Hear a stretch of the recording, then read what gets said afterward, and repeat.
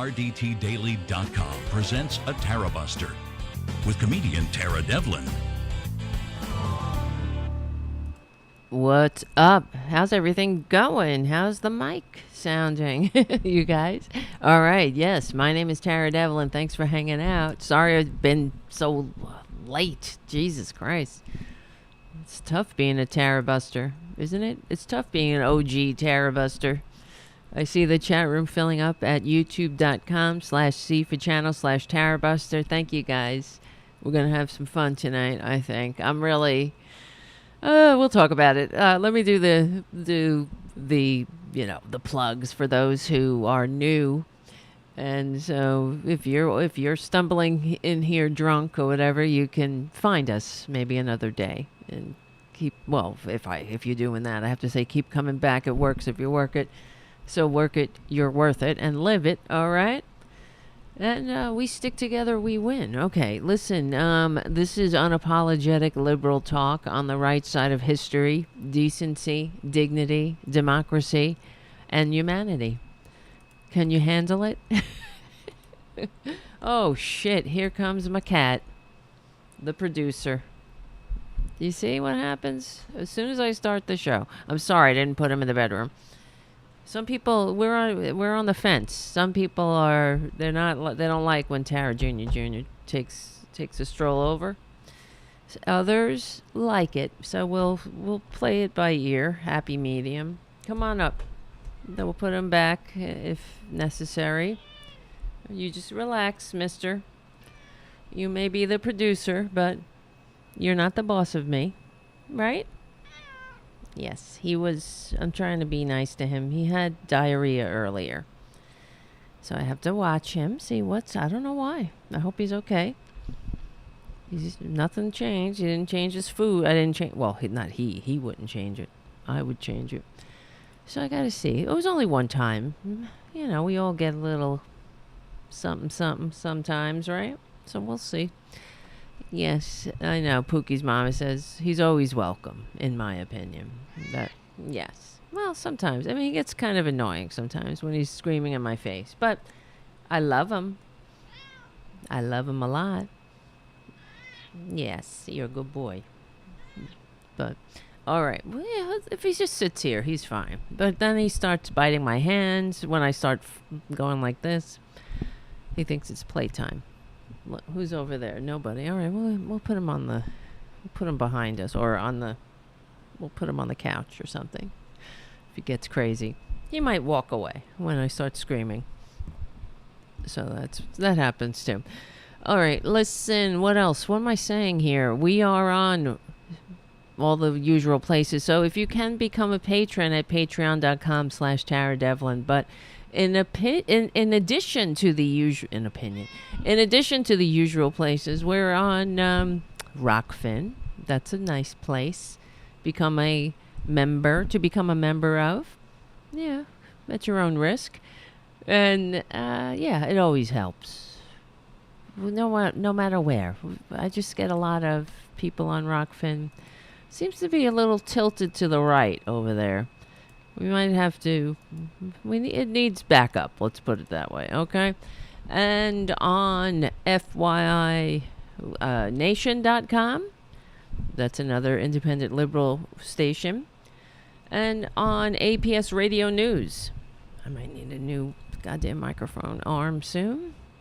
Yes, APS Radio News is Tarabuster's newest platform, and I'm really honored and proud to be a part of it, especially because it's run by an incredible person, Charles. He's a great guy, so support the independent media. We can't rely on MSNBC and CNN. Yeah, I mean they seem to be getting with the program as far as not all the time, of course, not as far as the dangers of Donald Trump and the Republican Party, but it's inconsistent, and also they are corporatists, so they're always going to have see, that's the thing. They want a kinder, gentler fascism. They really don't want a an uppity middle class either. So, they don't like, they would take it all. They would take the tax cuts. They would take the American people not being able to save $400, or, they don't mind that the American people have to beg on GoFundMe for health care. That doesn't seem to be a problem. Well, that really doesn't bother them. Doesn't that bother you? That doesn't bother them? It bothers me. It's so they're part of the problem. The independent, the corporate media. That's what we need. The independent media, the liberal media, and like the right wingers. All right, we'll get into it. You see, I'm already into it. I'm not even done with the plugs. But what did I finish the plugs? I guess I did. Whatever. Become a patron at patreon.com/TaraDevil and check out APS Radio News. Okay, we'll do some more plugs later. And it'll help. You'll help the show keep going and growing. All right. So why do I stop myself? Let's keep going. I have to apologize for not being here for the last few days too. Yesterday I wanted to do a show, but I was many things. This is why I ask you to become a patron, so we can do a daily show at a set time. But in addition to not having the time to do it because of having to take other gigs to keep the lights on in Tarabuster Studios, I was really tired. So I don't know, I'm coming down with something. So I was so tired, almost like somebody had drugged me. And then I didn't wake up until 10 a.m. this morning, which is very late for me. And I was shocked. So I said, I must be sick or something. But all right, that's what happened. I'm letting you into my life. It's not that exciting. So, all right, guys. This is my opinion as far as what we're witnessing. It's thank you, Donald Trump, for exposing the fraud that is the Republican Party. Yes, I don't know where everybody is, Pookie's mom. And this is why, you have to have a daily show at a set time. Because, I don't know, it's hard for people to keep up. Right? People will show up. They'll show up. Let's see. You got to share it with your friends. I asked you last time, everybody next show, bring 2 friends to the show. Right? But nobody listens to me, as we know. Wait, hold on. Somebody just texted me. I gotta text them back.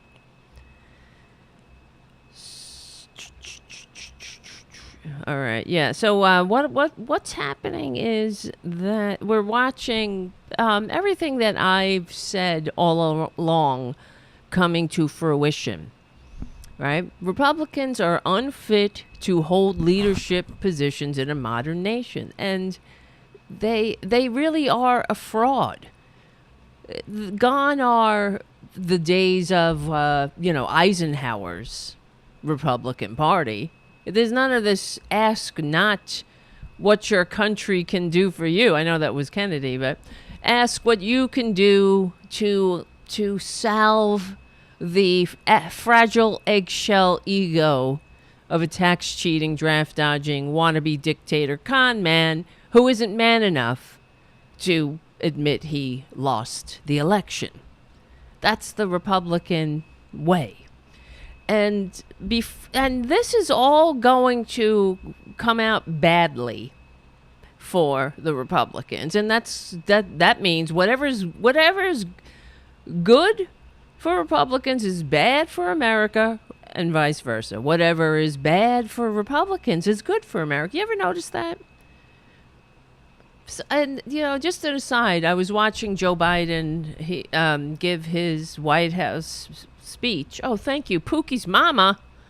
Beautiful with your super chat. It was looking a little pathetic in there for a minute until Pookie's came along. And that is a very cute little emoji sticker. Thank you, Pookie's, with your incredibly generous super chat and your just being you. Wait, hold on. I'm just texting. Have to text back. We're multitasking. We got cats. We're petting cats. We're taking down the Republicans party. And we're texting people. And doing a live show. All right. So, what was I going to say? Just an aside. Watching Joe Biden sign the burn pit veterans bill that Republicans blocked. They needlessly, unnecessarily blocked it for days. Why? Out of spite? Because they don't want Joe Biden to have a win? Is that it? You see, they have no interest in governing. It's not about governing. It is about biding their time until they can get power again, illegitimately, despite receiving fewer votes. And ensure, and then they can pull the ladder up behind them. Ensure that we can't do anything about them. They don't want to govern like a small d Democratic Party. They want power. And as you could see, if they can't get it, they will destroy this country. They will tear it apart. And that's what they're doing. So you think that let me get my thoughts in order here.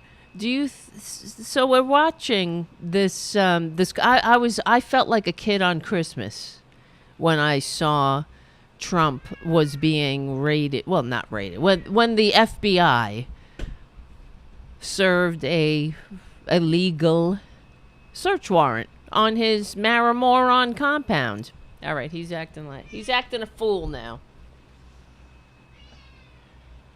That's it. You stay right there. Stop it. Damn it. Look at him. Okay, you can still see him. He's in the background. So I was excited. I was texting everyone.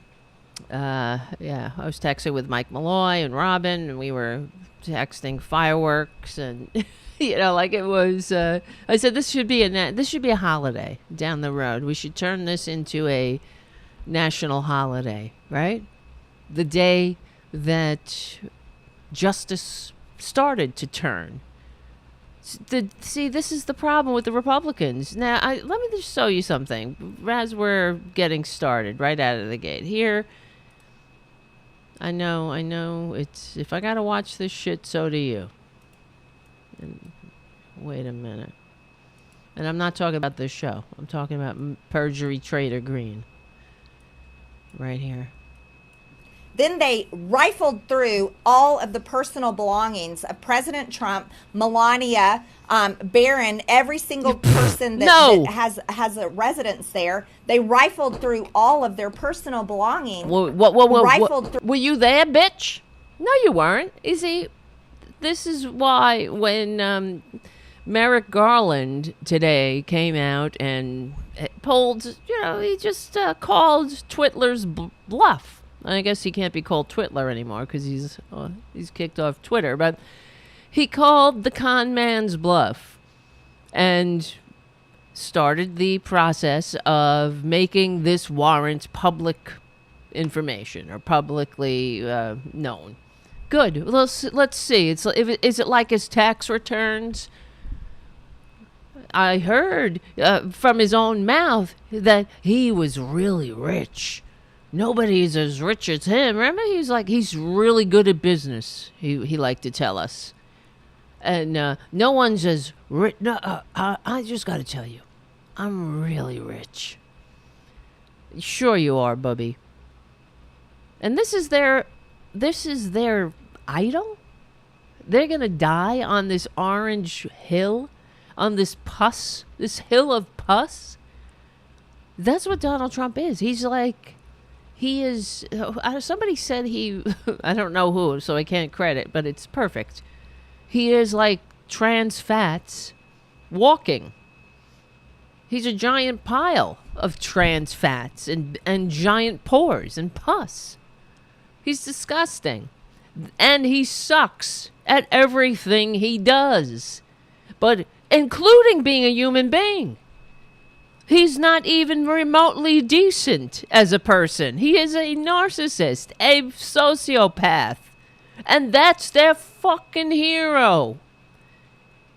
That's their hero. That's the guy that they want to put in the White House again. And what did he do when he was there?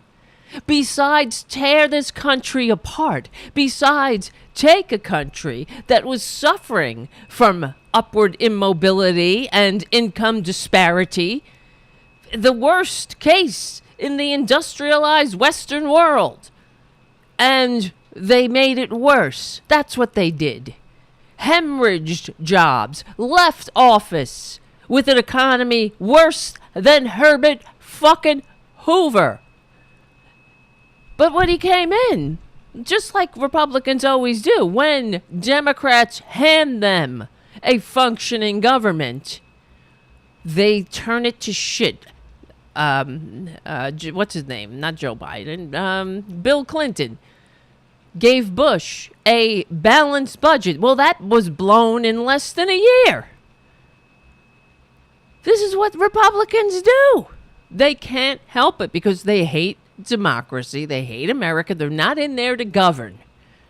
Will you get that through your thick effing skulls? And if you really think that that the FBI is the enemy here, that it's not Trump, it's not the guy with the fake university whose little spawns had to take a class and how to not steal from their own fucking charity. And they had to be barred from having a charity because they can't help it.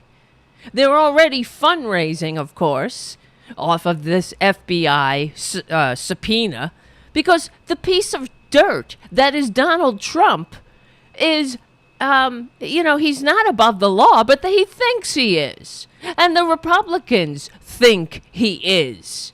Why? Why him? Who is he? Fucking Jabba the Hutt?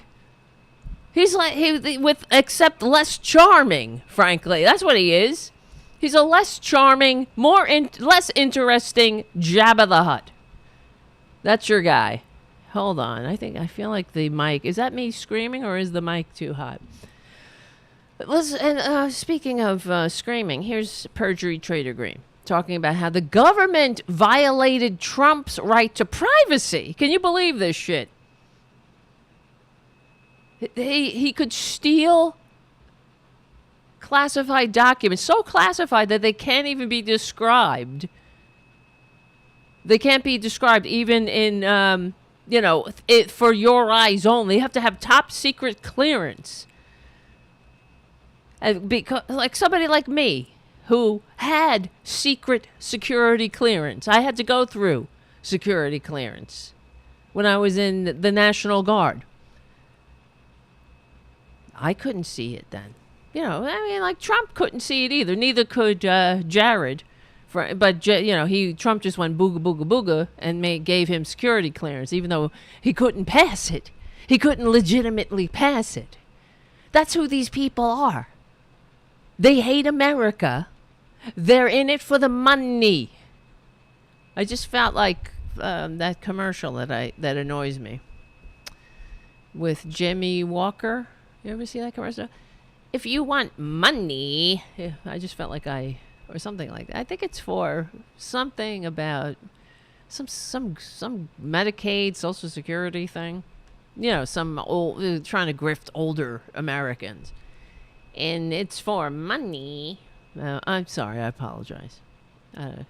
Through all of their personal belongings. No, they didn't. And then confiscated and took whatever they wanted to take.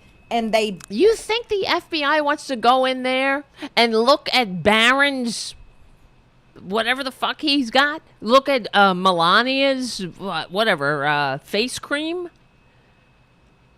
And I love that all the assholes on fanning out all over the fascist propaganda media their propaganda outlets are saying that Trump he's so sentimental. He likes to keep mementos from all of his family, really.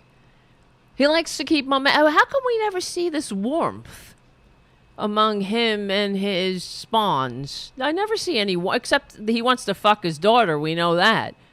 That's as good as it gets. But that to him is a compliment. That's why he doesn't think there's anything wrong with it. Everyone else knows, when he said that if Melania, if I weren't her father, I'd be dating her. And everyone was like, you're disgusting, and shocked by the fact that he would say that. And Ivana, that's her name. What's her name? Oh, yeah, Ivanka. Ivana's the mother. Speaking of, he's so sentimental. He dumped her in a fucking golf course. Right? Not even with this, a very pathetic looking headstone. Just her name, just a date. Not beloved mother. Beloved friend. I have ashes, my cat's ashes, throughout the years, that I've owned animals that have passed away. God rest their souls. There is no God. Nam Myoho Renge Kyo. They have more written on their little urns than fucking Melania. Than Ivana has on her headstone. Nothing. Yeah, I have cats that have their dates, beloved friend, beautiful friend, blah blah. They have nothing. No beloved mother. No. What else would you say? I guess. Trophy wife number 1. It's unbelievable. So you think that they think that everyone is as stupid as the people who vote for them, that believe that he's keeping mementos of his family. He doesn't even want to be around them. They're nothing but items to be exploited. And like I was saying, is when he said that he wants to bang his daughter, that's the greatest compliment he can give her. So that's but that's all. That's the extent of the love. There's no if he can't fuck you, literally or figuratively, what good are you to him? So that's why he hates his sons. They're nothing but, they're stupid. They're embarrassing. He treats them like shit. He doesn't love them. We saw, I had a picture of one of them. Him and Trump and Donald Trump Jr., the con man and Trader Tot, standing next to each other. A picture of them, but both with their fucking thumbs in the air. Like... no warmth. No, you could have been taking a picture with a stranger. And someone on the chat that day when we were talking about it said he probably charged him, what was the fee? Take a picture with Trump for $500. Something. There was a transactional thing happening there. See, we have the greatest chat room in American history. All right, let's get back. So here's Perjury Trader Green. I'll play it from the beginning. It's less than a minute, so. Then they rifled through all of the personal belongings of President Trump, Melania, Barron, every single person that has a residence there. They rifled through all of their personal belongings. Has a residence. And then confiscated and took whatever they wanted to take. Yes, and they blew. I doubt that. I'm sorry, I can't stop.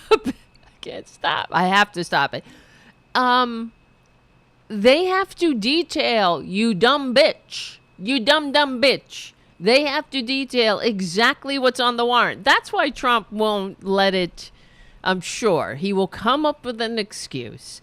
It's a fake, because it's a witch hunt, because it's a fucking political hit job. I'm not going to release it. And his scummy, filthy, traitorous 35% of morons that exist will follow it. They will believe it. It's unfathomable to anyone who isn't an asshole what these people will believe. And I'm searching for words because how do you describe the cult? Oh, somebody said that it was on the corporate media. They're like, do you think this is a cult? And then it's like, honey, where the fuck have you been? It sounds like you're describing a cult. Yeah. Oh, wake up, little Susie. This is why I'm saying, everything that they say on the corporate media, we've been saying for years. That's why don't you just support Tarabuster, support Robin Kincaid, Mike Malloy? Why wait? It's like, it's better than Miss Cleo, for Christ's sakes. Open President Trump's safe. That is such a violation of his privacy. That is a violation of our laws. It's a violation of who we are as Americans. You're a fucking violation of who we are as Americans. You know what I mean? You are. You're a violation. You. Who sucks at everything is a fraud from your hammer toes to the empty head. You are a fraud, a scam artist. And let's not forget, on the third day, on this bitch's third day in office, she sought a pardon from the con man. Okay? 3 days into her squatting in the Capitol, despite whatever, being a bitch and being a fraud. And also, I don't think she didn't run against anybody. She was running unopposed. So, Tara Jr. would make a better representative. We know that. I'm not even kidding. At least he wouldn't be a sociopath. And he's not a con, He's not a fraud. What you see is what you get. These bitches gotta come up with all kinds of scams. All these this fake ass backstory about what a great businesswoman she is. When that's a fraud. She's a fraud. Her family, she born on third base, thinking she hit a triple. She did nothing but CrossFit. That was her job. She was a CrossFit enthusiast at the gym. It's not like she was an Olympian or anything. It was a fucking hobby. Because she had nothing else to do. Because her family was paying her. She was just getting a dole from her family. The American way. Just like Donald Trump Jr. and Eric Trump and Ivanka. Giving them enough time to go fly out like the flying monkey. I mean, who are these people? Like, that Ivana bitch is like, she's like the goddamn beast from Aliens or something. Right? She lays the eggs and then they go fan out across the globe, causing death and mayhem. Who's Trump in that scenario? I know, who was the I guess, yeah, it's kind of the same. The bitch from Aliens, but there's who's the father of the aliens? I guess him. That's him. It's Trump. We never knew the father. It might. I guess it was Trump. You know what I'm saying? You know what I'm saying, G? Because that's who they are. They don't do anything decent. They don't bring anything to the table. They're not nice people. They're not anybody to emulate. They're not people. I mean, if you have children and they behave like that fucking con man, they would be in detention at school. You would correct them. You wouldn't say good going. You wouldn't say thumbs up, or unless you are a Trumpanzee. I guess so. Some of these bitches, they need to be have a visit by CPS, frankly. I have some pictures here in my possession that are these Trumpanzee. I'll try to find them. some Trump fuckers standing with an FJB. Let's go, Brandon, FJB.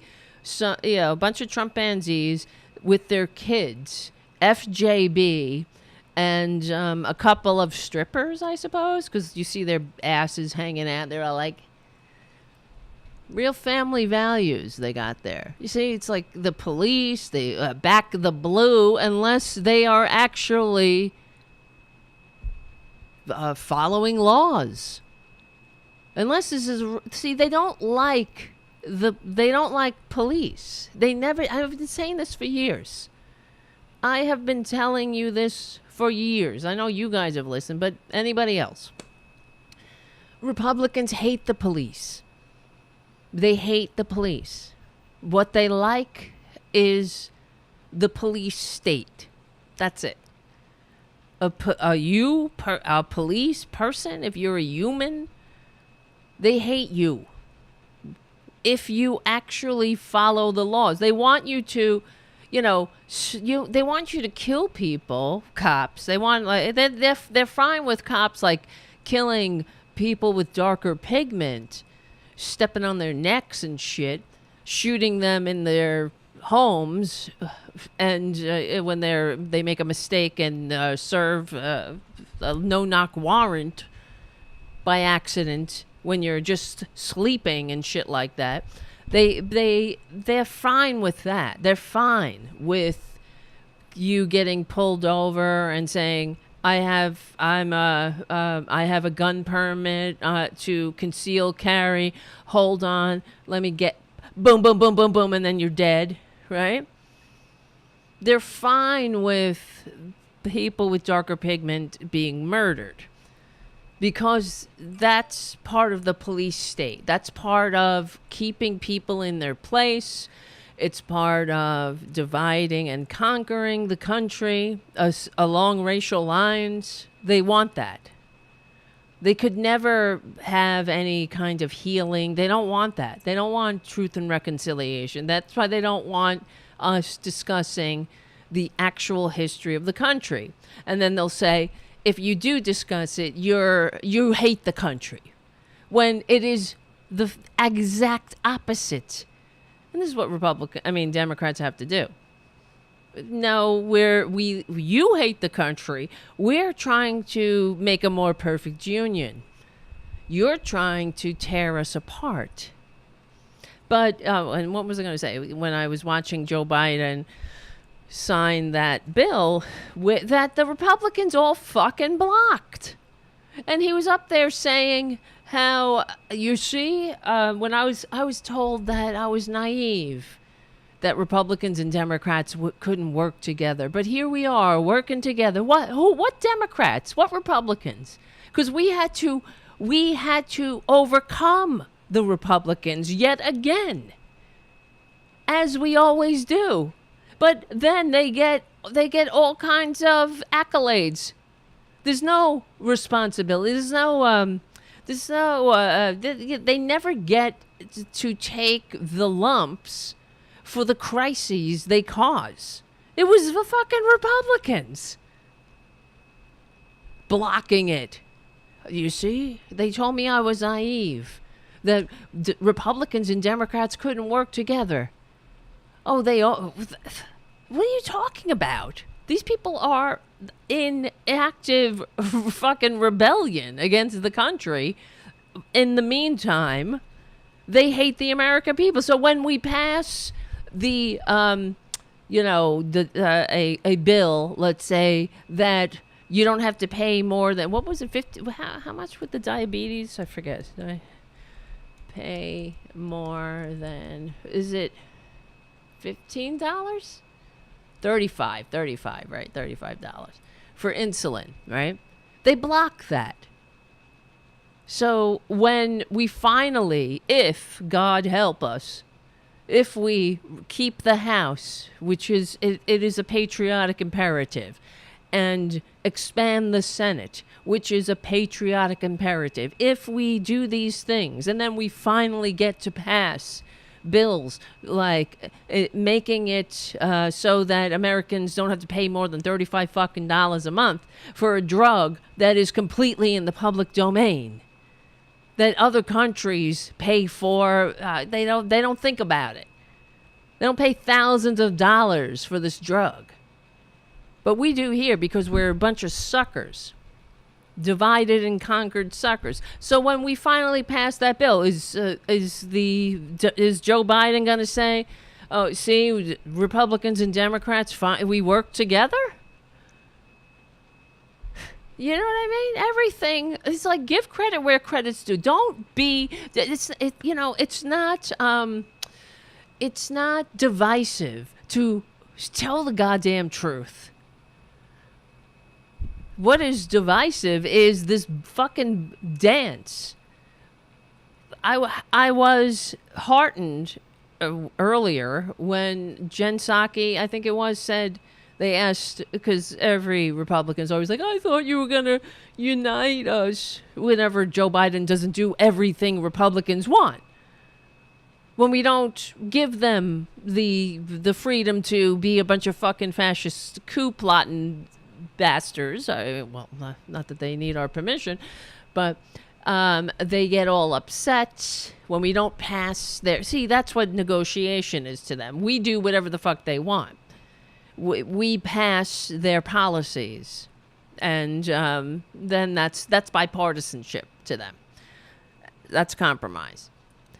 And somebody asked, well, what about Joe Biden? He said he was going to unite us. And now he's not doing everything we want. And he's being divisive. And Jen Psaki said, we never said we would unite around the Republican Party. What we said is that we will unite around democracy. And anyone who wants to unite around democracy, welcome aboard. I was like, yes, that's it. That's how you do it. This is not, well, here's how you don't do it. Then President Trump safe. That is such a violation of his privacy. That is a violation of our laws. Sure, it's bitch. a violation of who we are as Americans. It's just a violation. It's a violation of our Constitution. Oh, really? Show us where. Show us where, bitch. Show us where. Point it out. You're such a scholar. Right? You're such a great businesswoman with a great businesswoman mind. What part of the Constitution is the violation? That this mythical everything's a fucking violation of the Constitution, supposedly. But no one ever asked them where. Show us. Where? I'm open to your amazing brain power, your scholarship. Let's see it. It's I love the way she settled on that. It's a violation of our rights. It's a violation of our violations. It's a violation of the Constitution. That's it. The Constitution. She almost forgot to say it was a violation of the Constitution when a less vote getting con man loses an election and then absconds with classified government secrets that he could fucking sell off one by one to whatever spy shows up at Mar-a-Moron. That's what's going on there. We know we already caught Chinese spies at Mar-a-Moron. That place is a goddamn spy hole. It's a fucking spy magnet. Right? That's what they went in there. This bastard, they already gave him the chance again and again. Please, pretty please with sugar on top. Pretty please, no backsies, no backsies. No double taxis. Pretty please, pretty.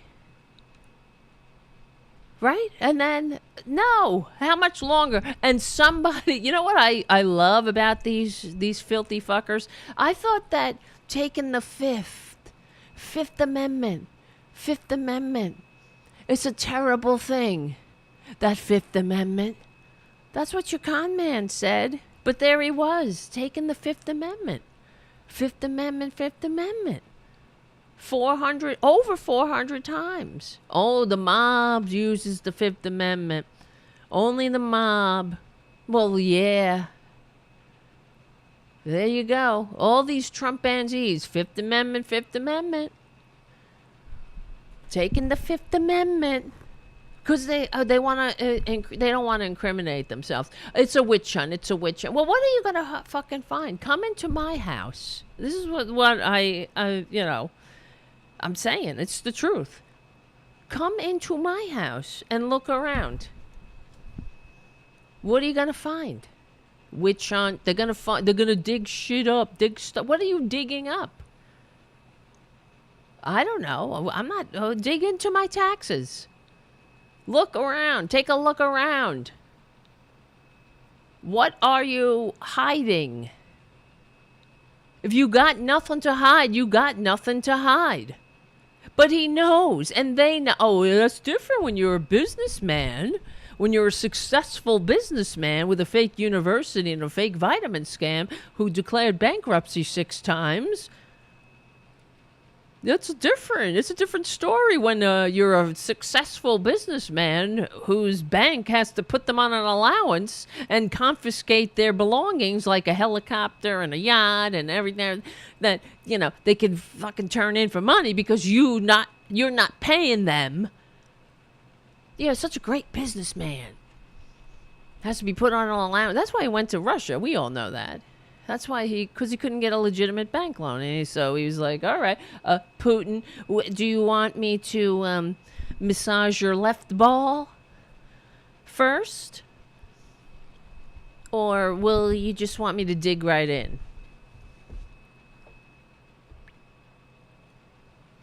Fifth Amendment. You know how it is with these successful businessmen going on a witch. Well, if you're such a honest person with a great business, let them. What are you hiding? Let's put it that way. What are you hiding? We know what you're hiding. You're a fucking fraud who cheats on his taxes. That's what you're hiding. You don't want to pay the price of admission for a civilized society. All you want to do is be the parasite that siphons whatever you can siphon out of that society, including now the goddamn, even the soul of the country you're siphoning. You're living off, taking the decency, taking the dignity and the democracy, sucking it right out. Just looking at this fucking mic that's going to fall any minute. Gotta get some real producers around here. That's what you're hiding. That's why I wonder. It's like, oh, they're looking around. They went in his safe. So what? What's he got in there? What's he got? A dildo in there? He's got a double-headed dildo? What has he got? What's he got in there? He's got his adult diapers. We all know he shits his pants. But there's nothing wrong with that. If you're an older person that needs that, it's just the fact that he's a fucking fraud. And he, we all know it. All right? They went in. It's a Constitution violation, I think. As Americans. It's a violation of our Constitution. It's a violation of our Americanism. It's a violation coming out all at these violations at every level of violation. There's a violation over here. There's a violation over there. There's a violation here and there. They were like, hello, your violation's here. Wait, what do I mean? They didn't even knock. It was a violation. It was a violation of knocking on the doors. Even though they called them and said, okay, we're coming over. It wasn't like they were like, sneaking in like you see on TV, like boom. Somebody get the battering ram. I wish. That would have made me incredibly giddy. Because I was dancing. I was happy, for as happy as I can be, I know. And actually, I missed my friend Michael. A friend of mine passed away. A very good friend of mine. And I was, grieving for him. Because I know he would have loved this. And hopefully he has a front row seat wherever he is. Maybe he's the one who who ratted. That's the thing with the Republicans. They're all like, someone gave him up. Somebody's on the inside. Who's the rat? Do you hear yourselves, traitors? Do you hear yourselves, you fucking traitors? Who talks like that? Someone turned. Well, what is he doing with classified documents? With government secrets, national secrets? What is he doing? He had the chance to. He wasn't like, oh, shit. Whoopsie doopsie. I got these secrets. I'm sorry. I fucked up. He kept them. He was like, yeah, fuck it. Here. This is what he does on his taxes. Oh, yeah, here you go. What? Okay, what do I owe? Here. There. But you know that it's like he just throws a little bit, what? So hopefully that'll keep them for a little while. That'll shut them up. They're lucky they got that out of me. I'm sorry. Here. Constitution. It's the Constitution. That's the Constitution for you. But that's what the FBI did. So they cannot walk away from this empty-handed. They can't afford to. Who's this bitch? They can't afford to. Because they're going to be in trouble. Now, Who? Then they this is through. Her job now, right? She's in a podcast studio, rifling through. She's got this $100 mic. I know that mic because I used to have a mic like that, and it sucked. And what's this on the wall here? Oh, she's got the. Oh, look at that! It's it's like a chart of. It's like a civics chart of government, but it doesn't. It has the president on it, but it doesn't have the fucking actual president on it. It has Trump, because she's living in a cuckoo land. That's the cuckoo land that needs to be stopped, legally and peacefully. This bitch, not this bitch, that bitch, has to be shoved into history's trash pile with the rest of the Nazis, where she's comfortable. She'll like it there. She wants to be there with the Jews will not replace us crowd, with the Tiki Torch crowd, the ones, the incels, the violent insurrectionists, the one who got shot tonight and killed. May he burn in hell. That's her fans, her family, her pals. She's got these people are not, it's not normal. It isn't normal. It's not normal to want to be bipartisan with them. That's not going to help, honey. People said we couldn't be bipartisan. Well, I'm not being bipartisan with these fuckers. I got standards. I have some, I have some dignity. I want a democracy. I'm capable of a democracy. I am mature enough. And so is everyone who isn't a moron. You may not like it. You may not like the compromising. But if you all have a goal, the same goal of making an economically vibrant, upwardly mobile, working class majority. that's free. Right? Where we protect each other's freedom, where we share this blip of time together. We make we put the foundation down of a life, of a system where, I don't have to worry about the Maslow's basic needs, right? I'm not out there digging wells. I don't have to go hunting. I don't have to worry when I drink my coffee that I'm going to get I'm going to have parasites and diarrhea. Because it's not, it's filled with all kinds of vermin. Like the ones running around Marjorie Taylor Greene's mind. Wait, something's in my eye now. Speaking of, it's a Republican. Right? I mean, that's freedom. To navigate the ups and downs of life. With some kind of backstop. That you don't fall into the sewer. You don't crash through the floor. That's what a civilization is all about. That's why people die. They don't die so some fucking moron can walk around a Walmart with an assault weapon.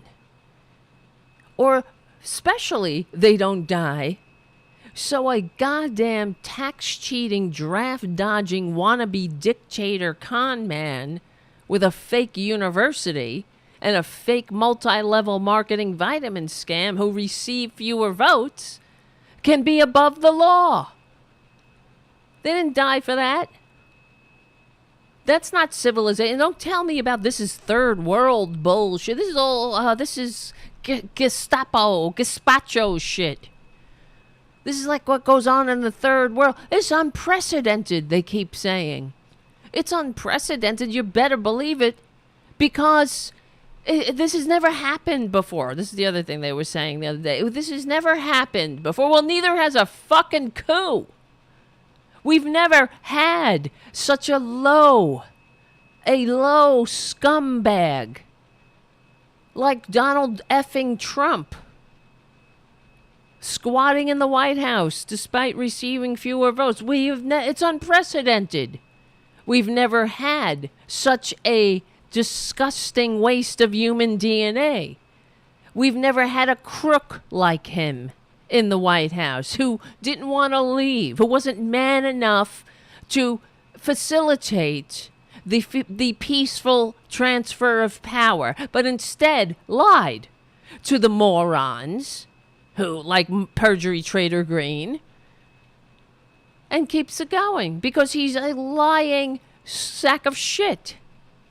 Well, if that's your hero, this is what you got to keep saying. If you want to know somebody, look at their friends. You want to know somebody? Who do you hang out with? Look at who their friends are. All a bunch of kooks, freaks, racists, Nazis, David Duke, perjury trader Green, traitors, liars, grifters, people who are born on third base, thinking they hit a triple. I mean, all of the people who are saying how, it's the FBI is out of control, it's this and that. Look at Rick Scott. He paid a fine. The reason he's not in jail is because he paid a fine. He robbed Medicare. He squatted on the largest ripoff of Medicare in American history. He presided over it. And now he's a fucking senator. That's who you vote for. Because you know why? He's just one of many, of course. All of them. Every single one of them. Every Republican. That's why they're all like, they're coming for you. They're coming for me. Because they all have skeletons. And some of them aren't in the closet anymore. They're all a bunch of crooks in some form or fashion. And because they don't get into government for altruism. They're not there to facilitate an economically vibrant and upperly mobile working class majority. And we know that. If they were, they wouldn't be behaving like this. They wouldn't act like this. They wouldn't lie to the people they pretend to represent. No way. They would try to help them. And if some kook, if they lost the election and then some fucking kook came around saying, I really won. There's something in the thermostats. There's some Italy thing. Italy really changed my vote. There's a bunch of mules.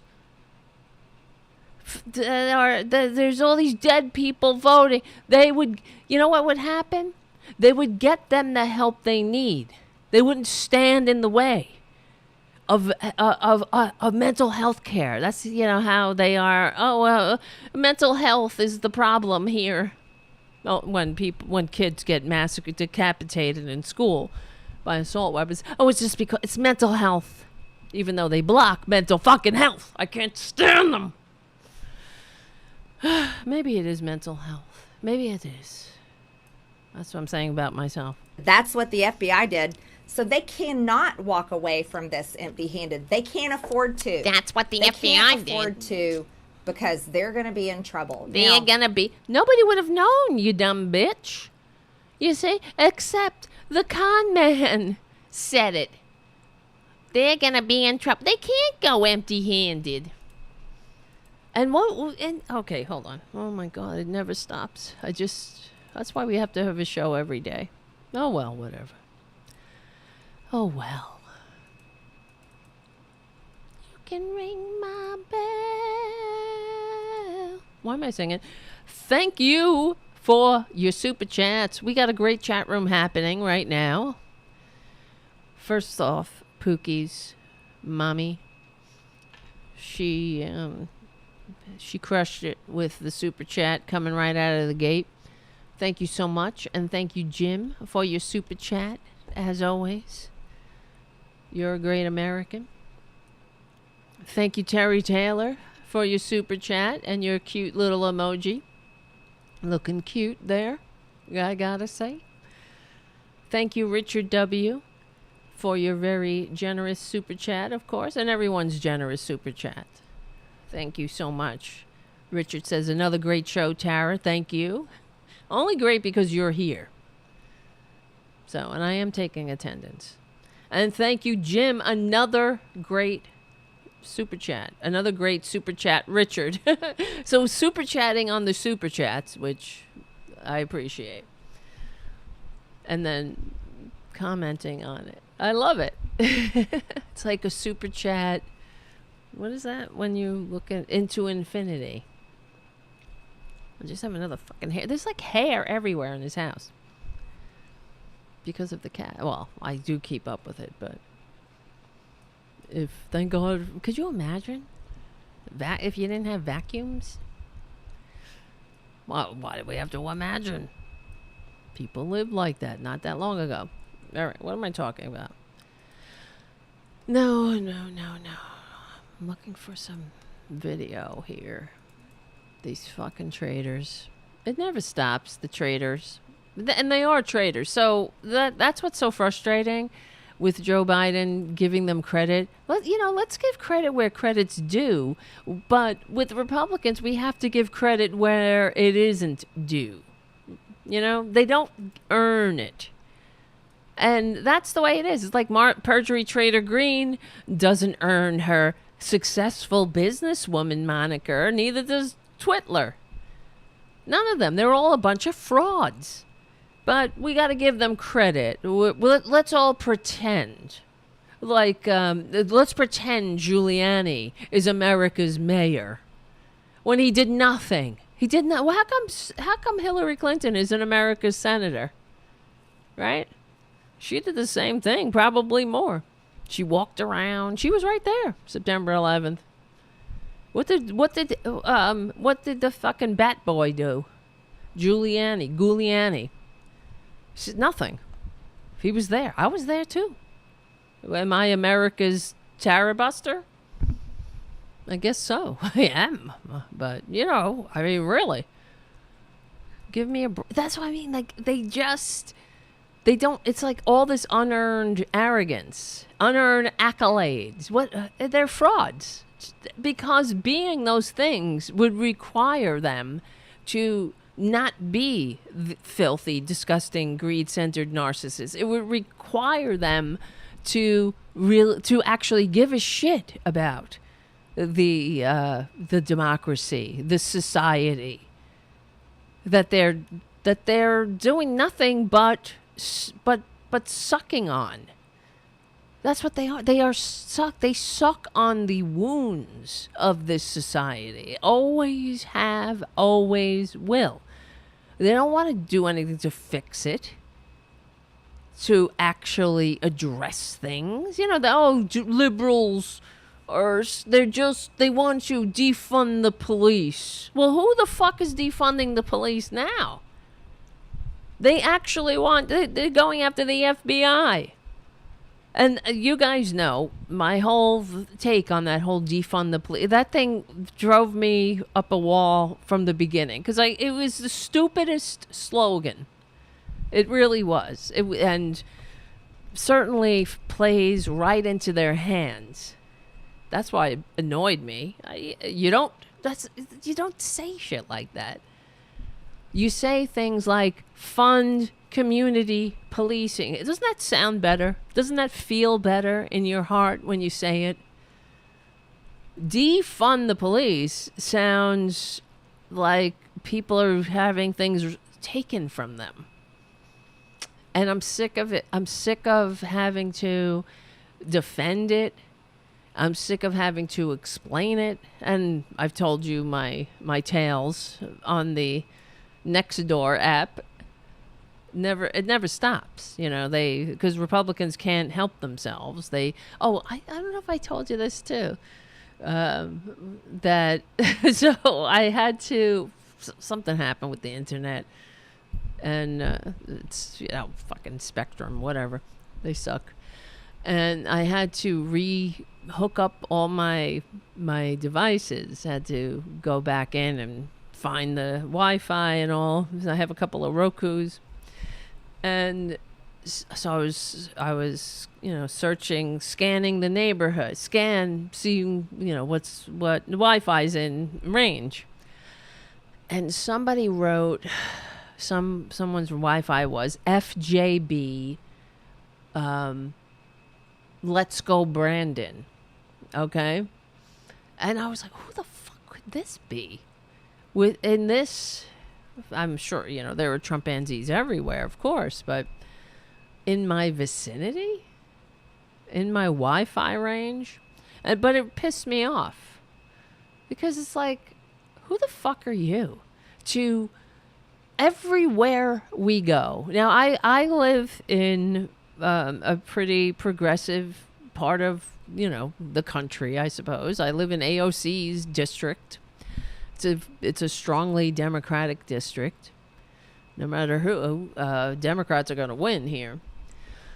So, obviously this person is an outlier, but they're everywhere. But, they can't control themselves.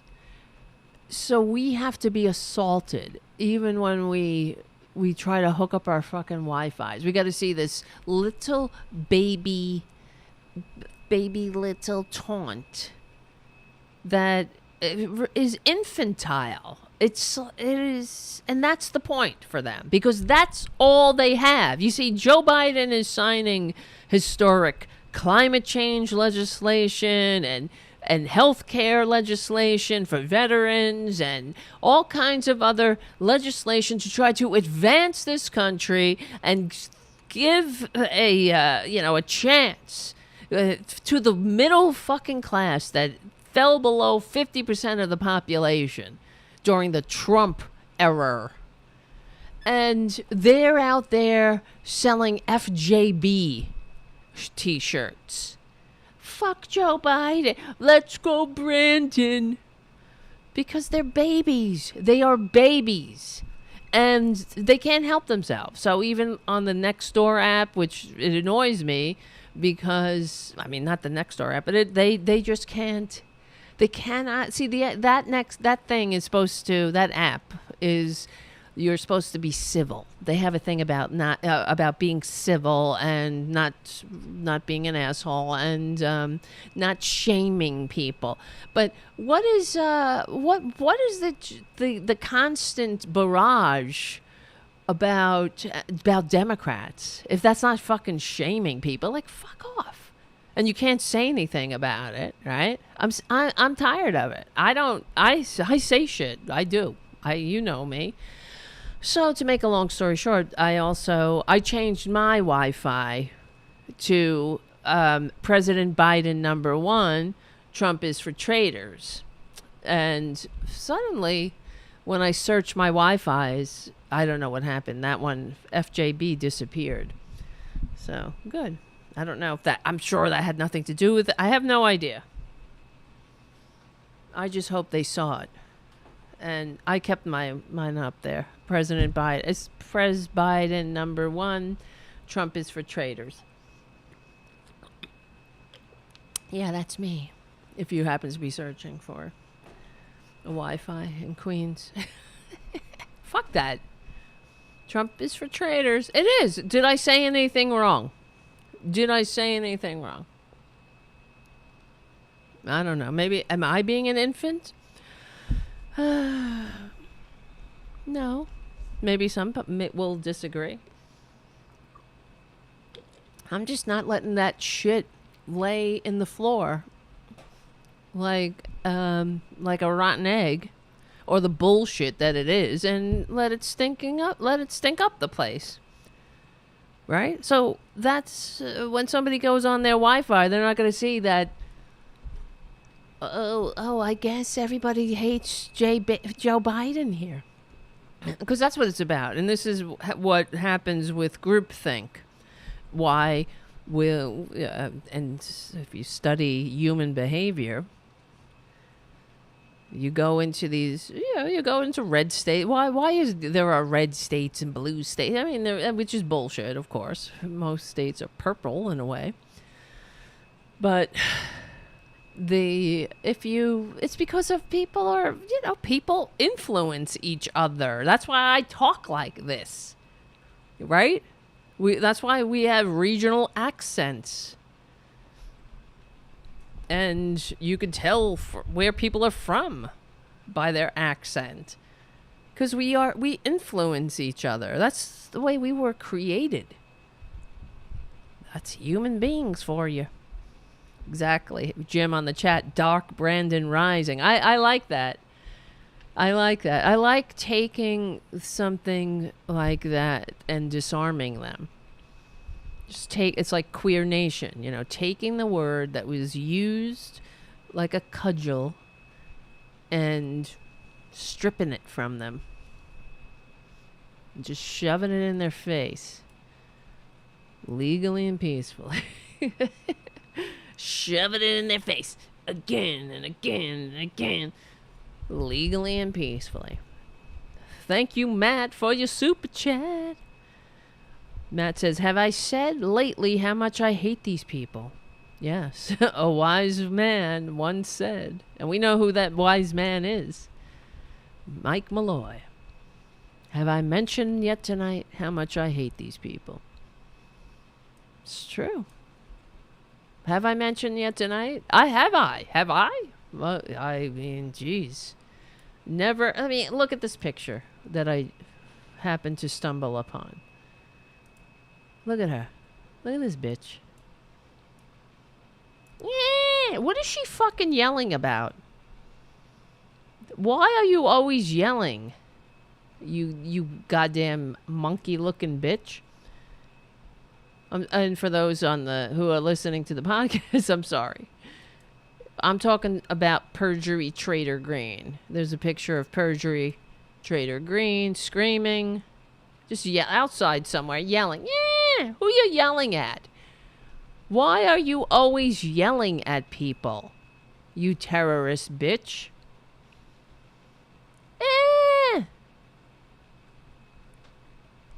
Yeah, it's so unconstitutional. Is that what you're yelling?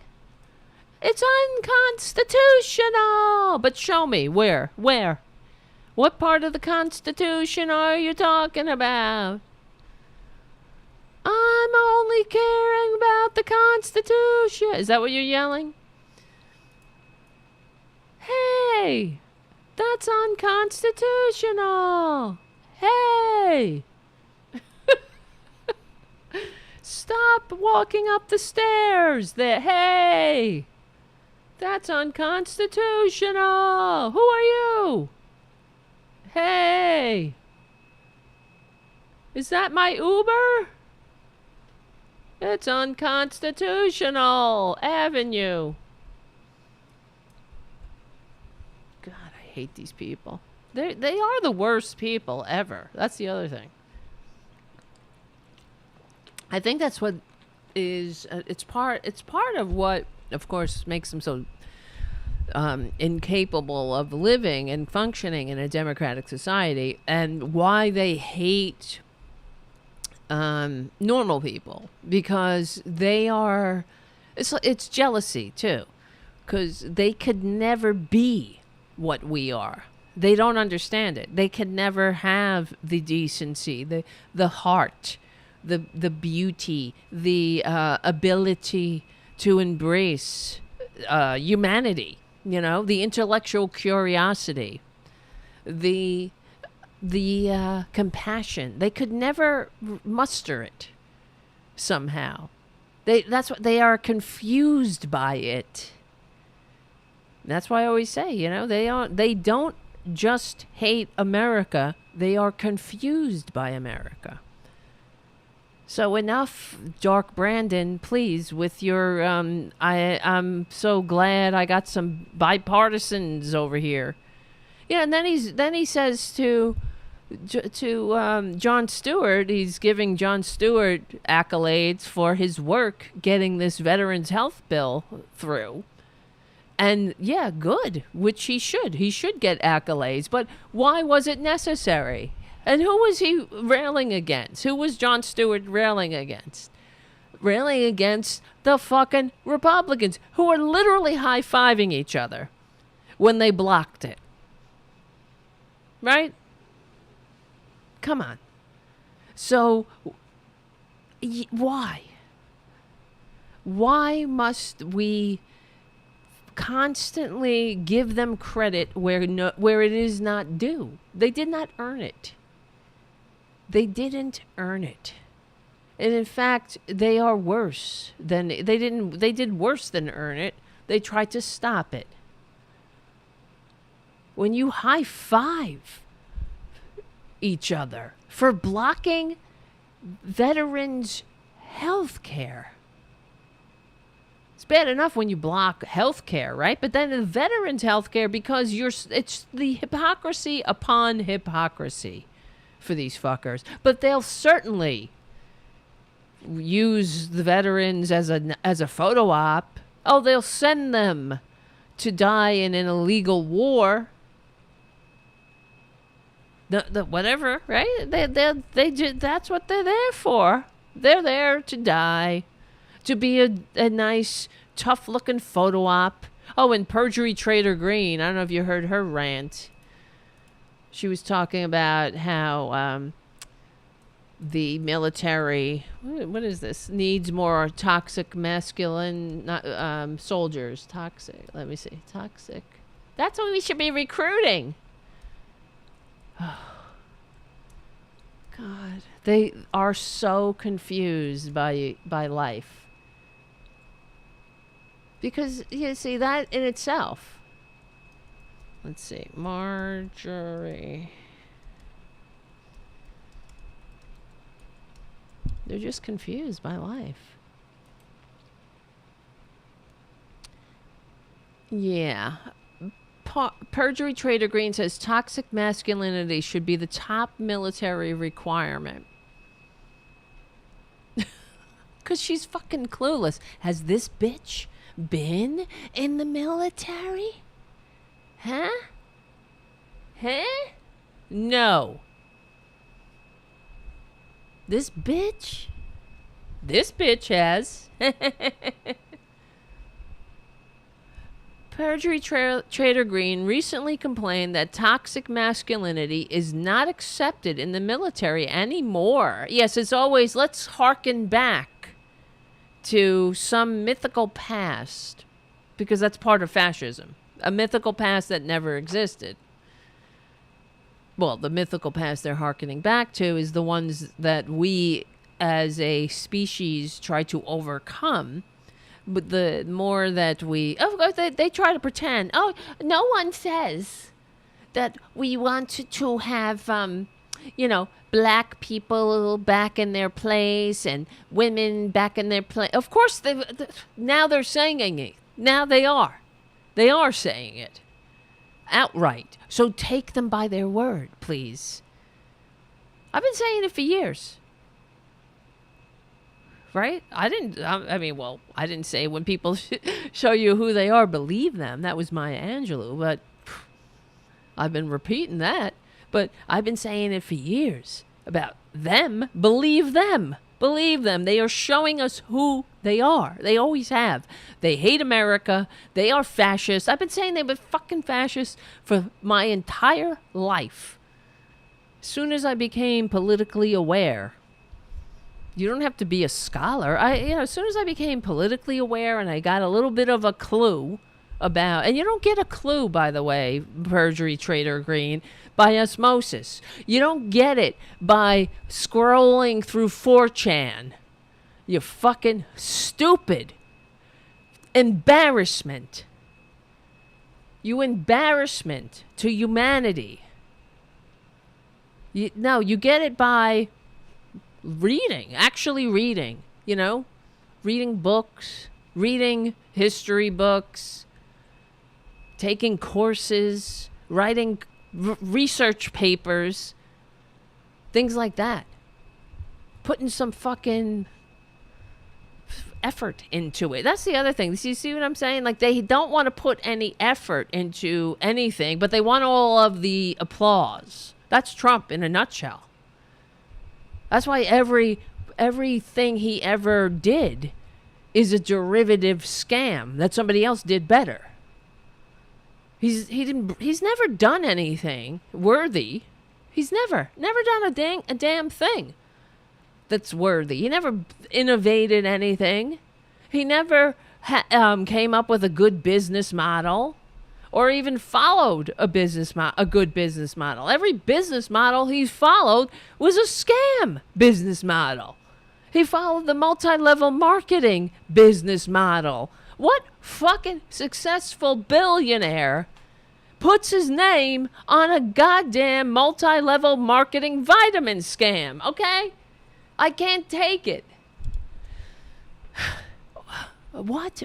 Really? What billionaire puts his name on, water or whatever? You don't see who's a successful billionaire. You don't see, I don't know, even though I hate his guts, Bezos being the face of a multi-level marketing vitamin scam. I mean, he's starting his whole fucking health company. It's so disgusting. Okay. We need universal health care. Okay, Representative Perjury Trader Green recently complained that toxic masculinity is not accepted in the military anymore. And she would have thought it would be a leading requirement to get in. They purged the military. How the fuck do you know? Of what? Of Nazis? The extremist congresswoman said during an appearance on the Dear America podcast, which probably has $800,000 a day, the other, what's his name? You see what I mean? I gotta say, please become a patron, and these fuckers are. The Warriors are leaving, Allen said. What do you know about anything? Absolutely, Green added. Why do they want to be there? They are going through woke training. Hey, honey, when I went through training, I guess they would call it woke. Yeah, they told you don't be a racist. I guess it was too woke. What's woke? What are they talking about? But that's, anything that encourages human beings to live together in peace. Even though, in the military, you have to live with each other. And one thing I remember when I was there, I was quite impressed by their commitment. I mean, once the military wants to do something, they do it. They will do it. And they will follow those directives. And there is a directive not to be a racist piece of shit. So that was pretty, pretty much drummed into you. Not that there aren't racists there, but they're like, if you're a fucking racist, like they will kick your ass out. So, and they made no bones about it. That's why Nazis, they weed out the Nazis. So who is he? Who is this filthy scumbag traitor who needed a pardon 3 days into her phony baloney job in Congress? Who the hell is she talking about that she misses from the military? Of course, that's the other thing about these traitors and the corporate media that drives me crazy. Not that asshole's the corporate media, but you know what I'm saying. There's never any follow-up. They never push them and say, what are you talking about? What do you mean? When they'll just say, oh, it's unconstitutional. Nobody says, well, where? What part of the Constitution? Where? Show me where. Our viewers would like to know. Our viewers are very smart. But if you're telling us something's unconstitutional, point it out. Show us what part of the Constitution is this or that violating. They never push back. Never. Well, what am I asking, right? They never push back when they say Democrat Party. The other day, this is an aside, I was when the con man was getting, the first night we found out the con man was raided? Not raided, but I'm trying to use the appropriate word. Not raided, but raided. I was watching the corporate media, and who was it? I can't remember her name now. That's why I'm trying to look it up. She was filling in for Chris Hayes.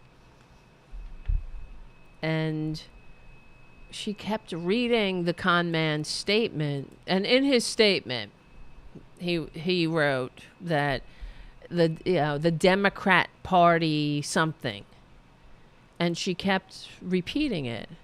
Democrat Party. And it was pissing me the fuck off, right? Like, she wasn't saying Democrat Party. She was just quoting the con man and not correcting, right? Not correcting. Which gives the impression, will give the average sucker out there the impression that that's a normal thing. That is... that's the name of the party, and it's not, and it's annoying to me. It's like a rake on a chalkboard.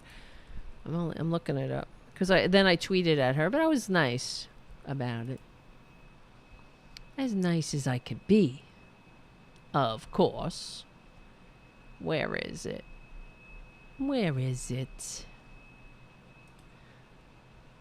Be-da-ba-la-da. Ba-da-boo-da-ba-da-boo. There's a whole lot of booty-ba-da-boo. Hold on, guys. We're not going. You got anywhere to go? Where the fuck you going? What? You're here with me. You staying right here. Hold on, everybody. I'm looking it up. We got a real cockapee-ba-ba-boo getting on. There's a whole lot of boo-doo-doo-doo-doo. We like the bump. Oh, it was Alicia Menendez.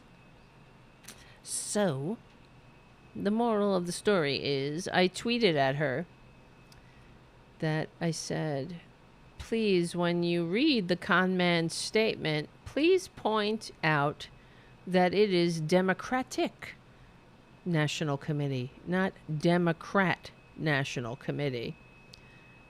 And I said, that is their pejorative. Please don't enable it. And she liked my tweet. Oh, it's not coming through. Come on. It's not showing up.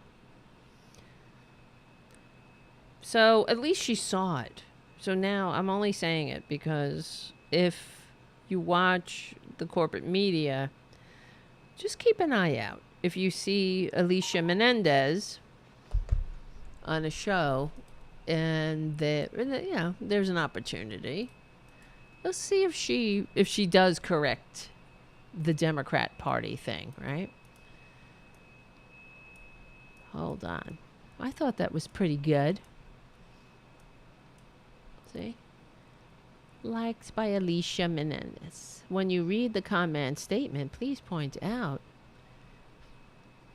So, okay. Anyway. I took that and I was happy. As happy as I could be. For a minute. I was happy for a minute, but then I went back into my head. So, here I am. What am I talking about? Let me see. There's many things. I'm not. Don't worry. I'm not losing my mind. I'm not losing it. I'm not losing it that much. Like, well, I'm gonna be like, where am I? I'm only kidding. I just love this chat room, by the way, at youtube.com/C for channel/Tarabuster. If you're on any other platform or you want to join us, we're going to be here tomorrow, again at 8:30 p.m. Eastern Standard Time, hanging out on a regularly scheduled Friday. The way the show goes now, we are, we play it by ear the rest of the week. So if you'd like to, that's why we're doing the show on Thursday. Sometimes we do it on Wednesday. I would like to do a show every day or every evening. What we're gonna do? That will require, $800,000 a day, or maybe even half of that. I'll settle for half of $800,000 a day. So, okay, whatever. We're back to business.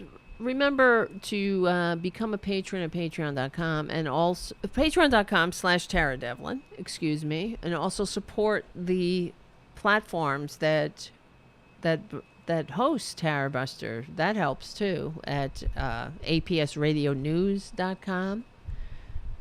That's a new platform for us, so that's great. And Progressive Voices, that helps. All right. I'm trying to think. There's another. I'm looking at the time. It's not. Hey, we're not that late.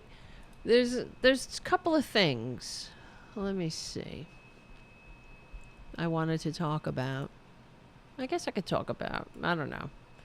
Everybody else is talking about. I mean, we know that Trump is a traitor, and the con man and the traitors, all of them, they're calling for violence.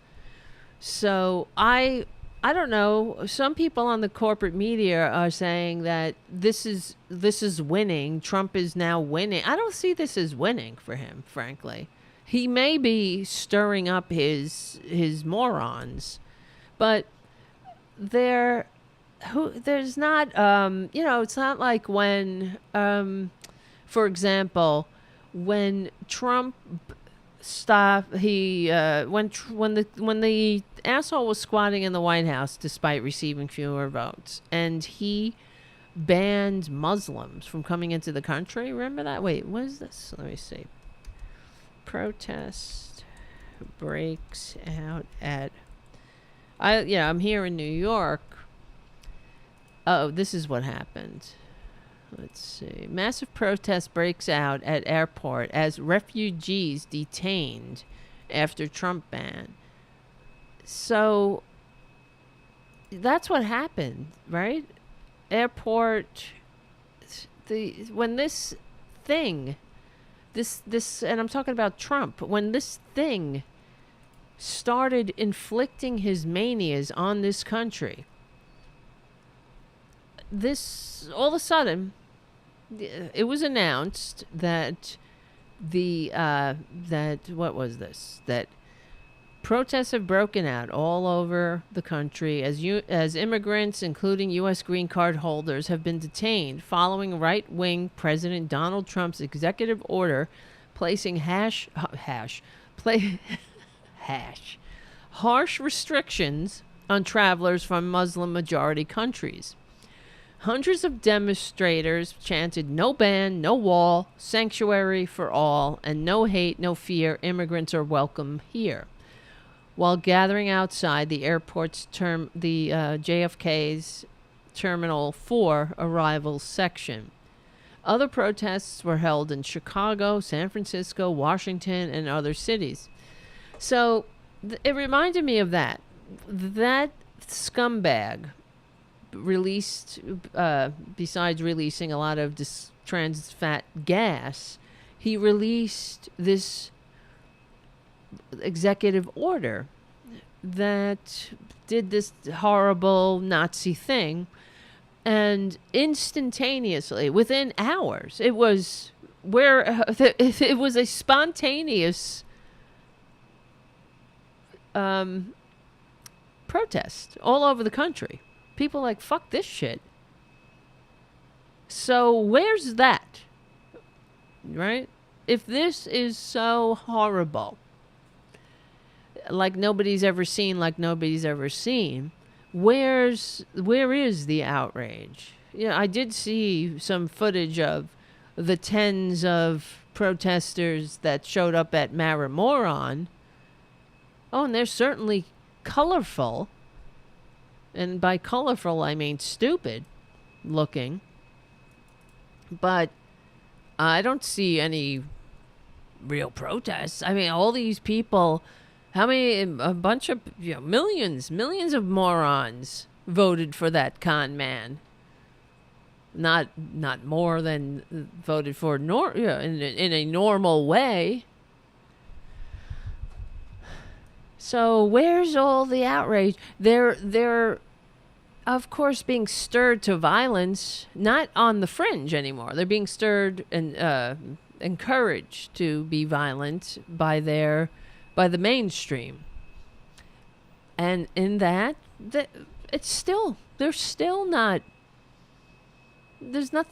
no big fucking civil war. Okay, you want to have, what they're doing is, what's going to happen? The Civil War to them is going to be, they're going to be terrorists. They are the domestic terrorists that the founders warned us about, that I took an oath, and so many others like me took an oath to defend this Constitution against. So that's what they're going to do. They're going to be like the asshole who is burning in hell tonight for being an asshole. I'm talking about the one who attacked the FBI today. But the majority of Americans, normal people, are not going to be like, yeah, this is terrible, and wait till it comes out what he was holding. If we know that some of it we can't even know about. It can't even be described. It is that sensitive, apparently. So why is a private citizen holding that kind of classified information? And he doesn't have security clearance anymore. You realize that. And it doesn't happen for every president. as a courtesy, usually the presidents keep their security clearance by the will of the incoming president. And it does make sense why you would want to have your predecessor keep their security clearance. So when something happens, and it will happen, you can lean on them for advice, for their experience. That's how you do it in normal land. But Biden took the asshole security clearance, and rightfully so. He did not extend the asshole's security clearance. And, of course, the asshole and his co-conspirators in the dead corpse that is the Republican Party, I'm sure their excuse is that it's political. Always political, right? Sort of like how, I guess that's why Trump never put Obama's portrait up in the White House it's just a tradition, right? He never did that because he's not a man. And if Biden puts up Trump's portrait, then it won't be because he's a man. It's because he's a fucking lost cause in that department. And I hope he never does. I don't think he would. He would, because that's a different story. Trump is a traitor, a coup plotter. But he's in the middle of a coup now. We're in the middle of a coup. And the terrorist wing of that coup is out there. And they're going to commit violent acts.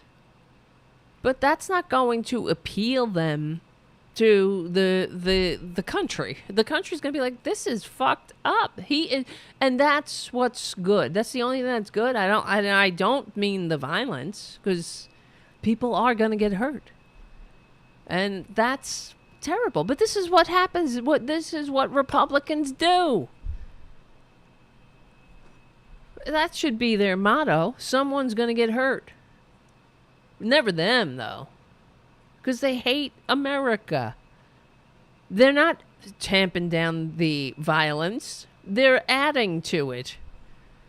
They're talking about how the FBI was planting evidence? What are they doing with boxes? Just coming in. You fucking traitors. And if any FBI agent, if they vote Republican, you better get your heads examined. I've been telling you for years, Republicans don't like the police. They like the police state. That's it. They don't like you, and you see how they've turned. Just like they've turned on everyone. They've turned on the Constitution. They never liked it anyway.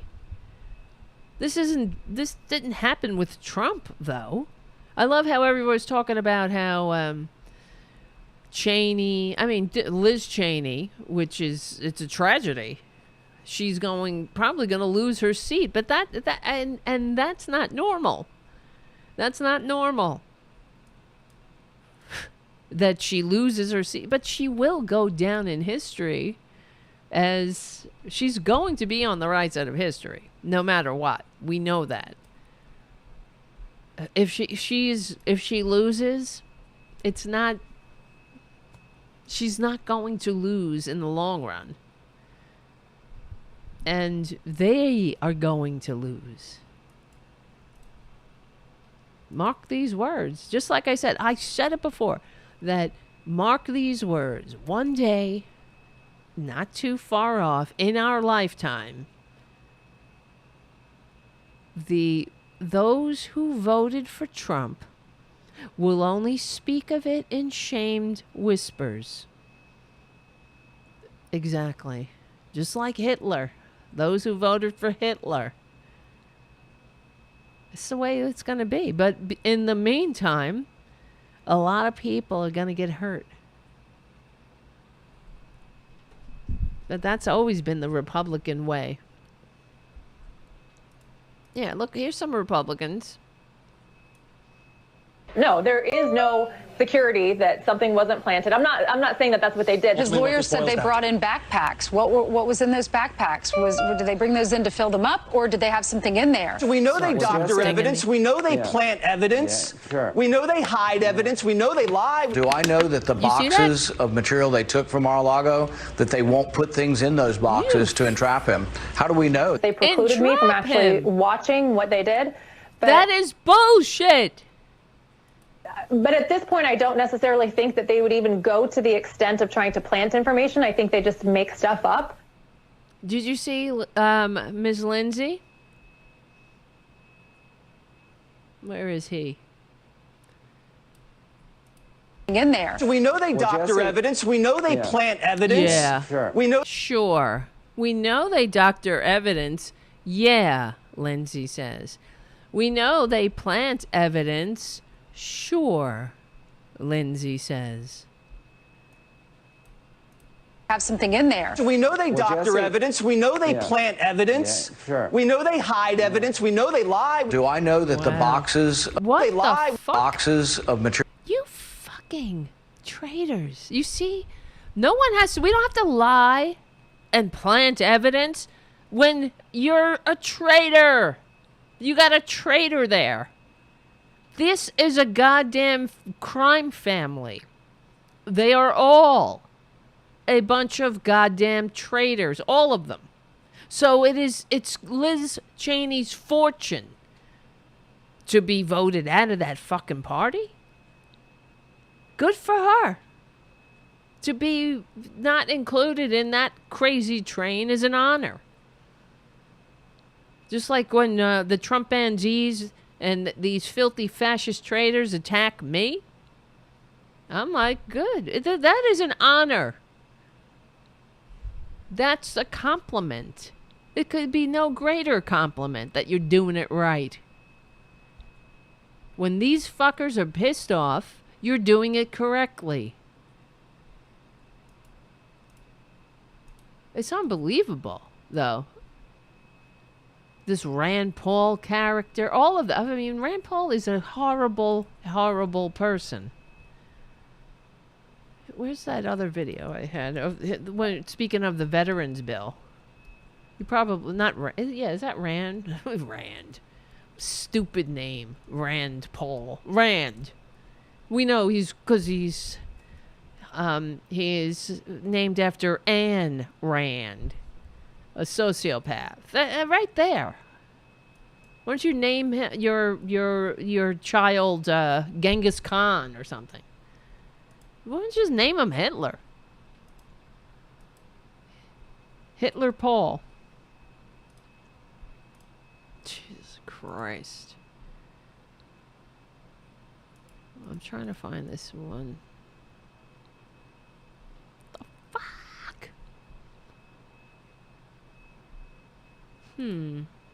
Thought I had it. But anyway, well, Rand Paul was like,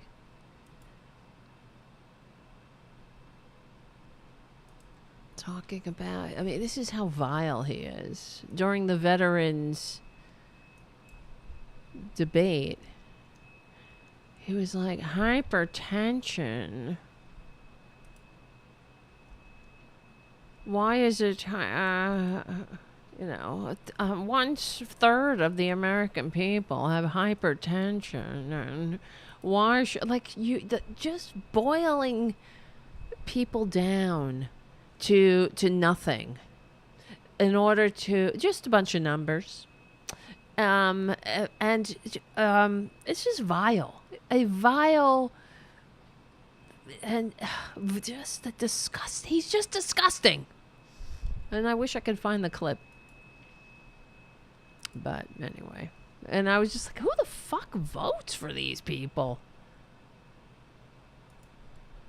Rand Paul. Let me see. Rand Paul. Hypertension?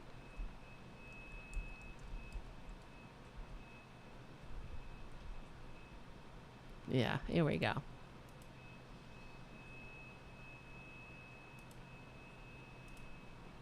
care of our veterans and keep our country strong. Yeah. Care of our veterans and keep our we country all want strong. to do that. This bill puts our economy, though, at risk by creating presumptions of service connection for the most common of ailments. For example, this legislation creates a presumption of service connection for Vietnam veterans for hypertension. But according to the CDC, 50% of men and 44% of women in the United States have hypertension. So why don't they just go on GoFundMe and just fucking die or something? More than 60% of people over the age of 60 have hypertension. Oh, well, fuck them, and maybe they die. Let them die, or eat cake or die. Why should we care when people over the age of 50 have hypertension? And this is dangerous too. Not the hypertension, the fact that we gotta pay for it. And no one wants to pay for that shit. Why don't they just die? In total, the CDC estimates that 116 million Americans have hypertension. That's shocking. The legislation also creates a presumption. I wonder why. Why don't you, just die? I don't know. It's not up to me. We're not supposed to give a shit. That's what, remember the Republicans? Your health, your problem. Unless it's their health, then it's all our problem. Million Americans have hypertension. The legislation also creates a presumption of service connection for global war on terror veterans for asthma. The CDC estimates that 1 in 12 people have asthma, which is approximately 25 million Americans. So that means who cares? We should all not care. No one could care less about each other than we, the American people. And if we start making these connections, then we might care about each other and understand that e pluribus unum isn't just a nice Latin phrase I gotta look up.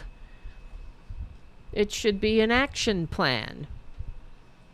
But we're Republicans, and we can't let people make these connections. If we start paying for hypertension for veterans, when it is so common,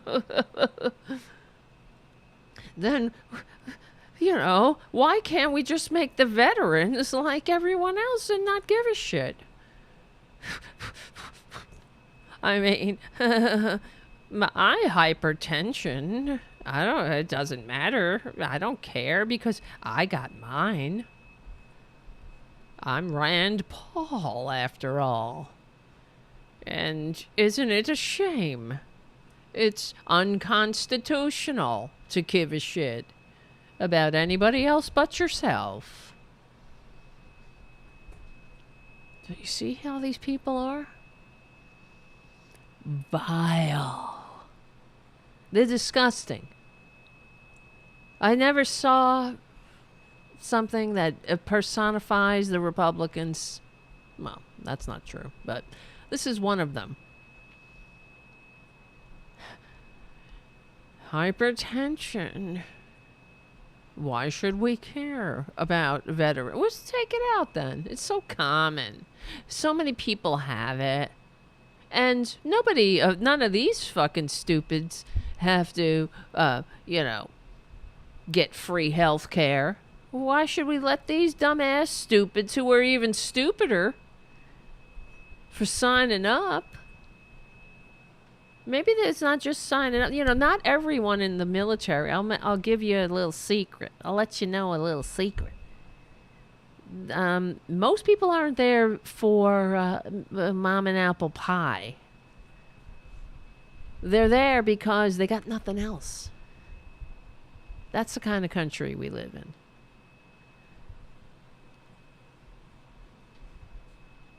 They're there for college benefits or health care. Isn't that fucked up? People join up because they have sick spouses and they need the health care. That's the kind of fucked up con country these filthy fascists have made this country. And with the help of democratic enablers, in many ways, in many cases, but vote blue, bastards. Vote blue, no matter who, at this point. If these fuckers get the House, and they have told us, we saw, what was this? Who is it? Kevin McCarthy? Filthy liar. Clear your schedule. I'm Kevin McCarthy. Was that him? Inflation. No, bitch, it's 0. But yes, the Kevin McCarthy is tweeting, prices continue to surge. Inflation rate came out, it's 0. Well, what are you going to do when the American people are, see, it's not even about, I got you. It's like always, I got it. I gotcha.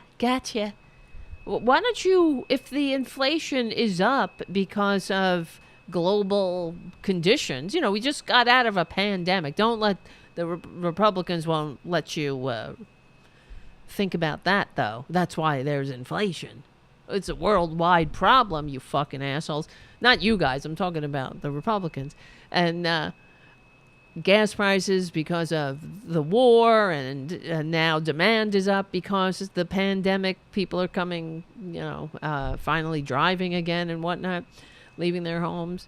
And, I know, and let's not forget price gouging that the Republicans continue to allow, to enable and go on, because they vote against price gouging bills. If the Republicans really cared about the American people and what they were doing and the prices they were paying at the pump and shit, they would do something about it. They would come to the table. They would work with Democrats. Because Democrats would work with them, and it's sickening. I hate them. Have I told you again how much I hate them? I've seen enough. The Department of Justice has reached an intolerable state of weaponized politicization, says little Kevin McCarthy. When Republicans take back the House, we will conduct an immediate oversight of this department. Follow the facts. Wait a minute. I need some sound effects on this one.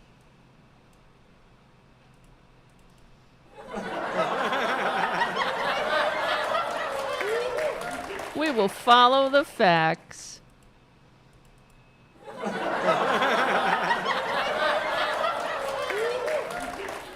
Right? Let's see. We will follow the facts. I'm sorry. And leave no stone unturned. Woo!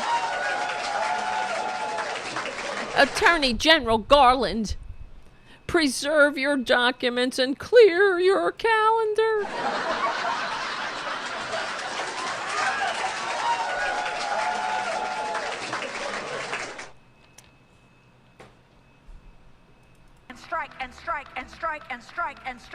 Because Paula White has a few questions.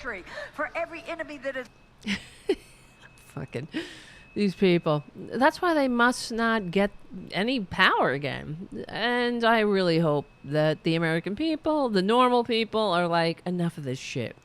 Republicans hate freedom. Republicans hate democracy. They're coming for everything. Their decency, dignity, democracy, humanity. Now they're at war with the FBI. Well, I stand with FBI patriots. How about you? Not Republican traitors who are fundraising off of this. That's what they do. Because that's all that matters. And, you know, the other thing, the guy who was killed tonight, thankfully, he's rotting in hell now.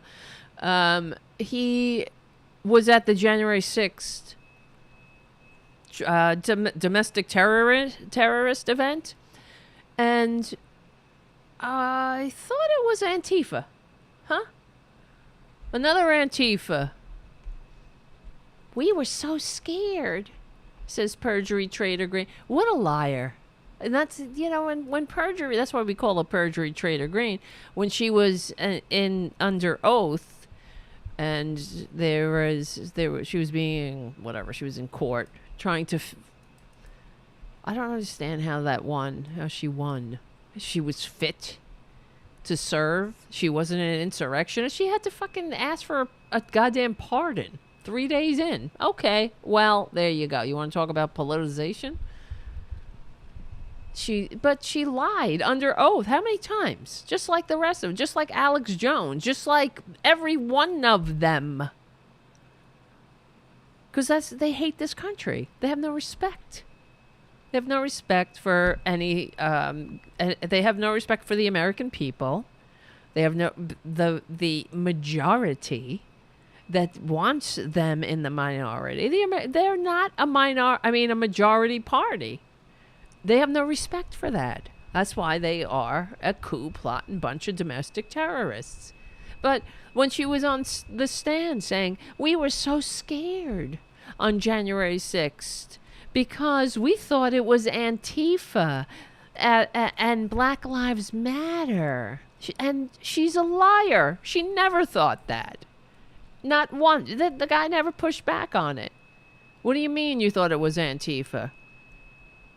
Let's see. Marjorie. Let's see. January 6th.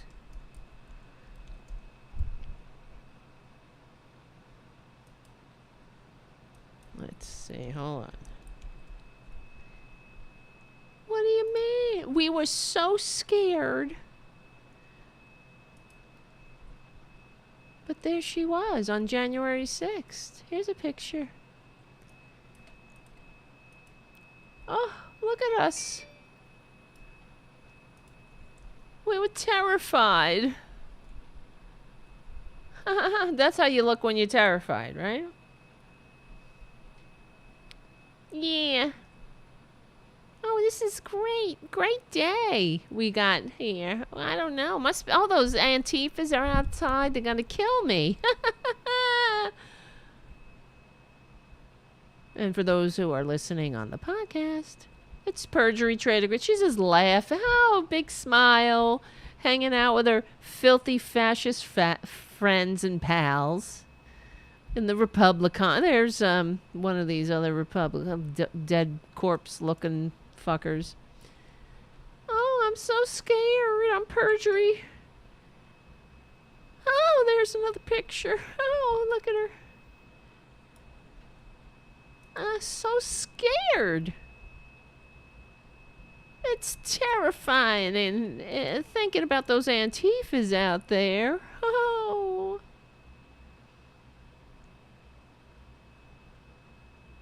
Those Antifas. Look at what a bitch she is. Look at that. Marjorie Terrell. Oh, look at that. Chicago Sun-Times. Marjorie Taylor Greene is a menace to decency. Oh, yeah, thanks. Thanks for keeping up. Yeah, she is. And there she is. Right? Screaming at people. That's what she does. In fact, she screamed at Liz Cheney on the House floor. You're out of here. You're going to lose. Because she's, I mean, this is a grown woman. A grown-ass woman. She's never learned that she doesn't know how to behave. She's a monster. She's a momster. She's got 2 daughters. Could you imagine that's your mother? I hope they call her Momster. She's disgusting, too. Yeah, it's not the end of the show. Don't worry. I'm going to lower that music. Because it is a weekday. So we get a little bit more time. And while... Let me do this one last thing I was going to do. And I was thinking of... I don't know. Thank you, Dana. Dana Jim? Great show exposing the Trumpanzees. I appreciate it. Thank you. Thank you for being here. Is it Dana Jim or Dana Jim? You let me know. Welcome to the real liberal media and the greatest chat room in American history. And just got greater with your presence. Thank you so much. Yeah, I guess I'll do it tonight, because who knows, by tomorrow, if with any hope, the con man will be in jail. Oh, yes, please. I don't care. You know, they're like, oh, they're threatening civil war. Fucking bring it. That's what I say. Yeah, then they're like, well, people, we don't want that. We don't? At this point, let them fucking try. They need to be spanked. They need to be... It's not going to be like the Civil War of the past. Do you think that's what's going to happen? They don't have armies. They are domestic terrorists. And we've been putting up with that for all this time. This ain't the first time. These are during the time the con man squatted in the White House despite receiving fewer votes. They were sending goddamn pipe bombs to media organizations. Remember that? Oh, we forget. Oh, there's so many other domestic terrorist events that they've done. And you know, that's the other thing. That on top of everything else, that sucks about the corporate media. This is the party. That's what they've been doing but it didn't happen overnight. This insurrection didn't happen overnight. The fascist coup didn't happen overnight. It's been going on for fucking years. From Sarah Palin, from before, from George W. Bush, from the Supreme Court handing the election to him despite receiving fewer votes. And enough, we hear this tyranny of this minority death cult that can't handle the fact that they are a minority. That's the way Mother Nature made them.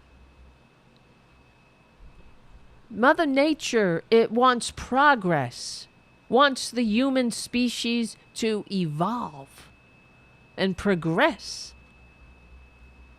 And we must. We have to, or we will destroy ourselves. We have to live together. We have to become a better species, be able to live together in all our diversity. And that's terrifying to them. But that might have worked back 10,000 years ago when we were living from hunter-gatherer, tribe to tribe, where we had to be afraid and insular. And it doesn't work anymore. That shit isn't helping us anymore. So, I'm sorry. You don't like the fact that we don't believe in your ancient book of fables. That we don't want to build a society on a book that was written by a bunch of dudes who didn't know where the sun went, right? After dark. Who didn't know what was on the other side who thought that if you sailed out, you would fall off the edge. I mean, who didn't know what germs were? But we're going to listen to them and pick and choose. And they're going to tell us, it's just like everything they do. Oh, it's natural. This is natural. That's unnatural. What do you know what's natural? If it's women shouldn't be, they're not meant to be this or that. Well, then why the fuck are we then? You tell me men and women, tell me people aren't meant to fly. But there you are in a plane. We're only limited by our own limitations. Fucking morons. And those limitations are bullshit. You put them on yourself, but don't put them on me. Don't put them on society. These people, if they had their way, what kind of shithole would this country be? You want to look at we would be living in a North Korea. We would be living in a North Korea / Afghanistan shithole with the religious police walking the streets. You think I'm not kidding? I mean, you think this is not fathomable? Yes, that's what it would be. That's crazy. No, it's not. They say it. We should build a country around that. They're fucking Lauren Boebert said it. I'm tired of all this separation of church and state thingy. Junkity junk. I hate them. I hate them. I just hate them. But I'm not trying to hurt them. That's the other thing. That's why they suck and can't hold any power. They're unfit. See, I'm not trying to hurt them. I want them to get health care.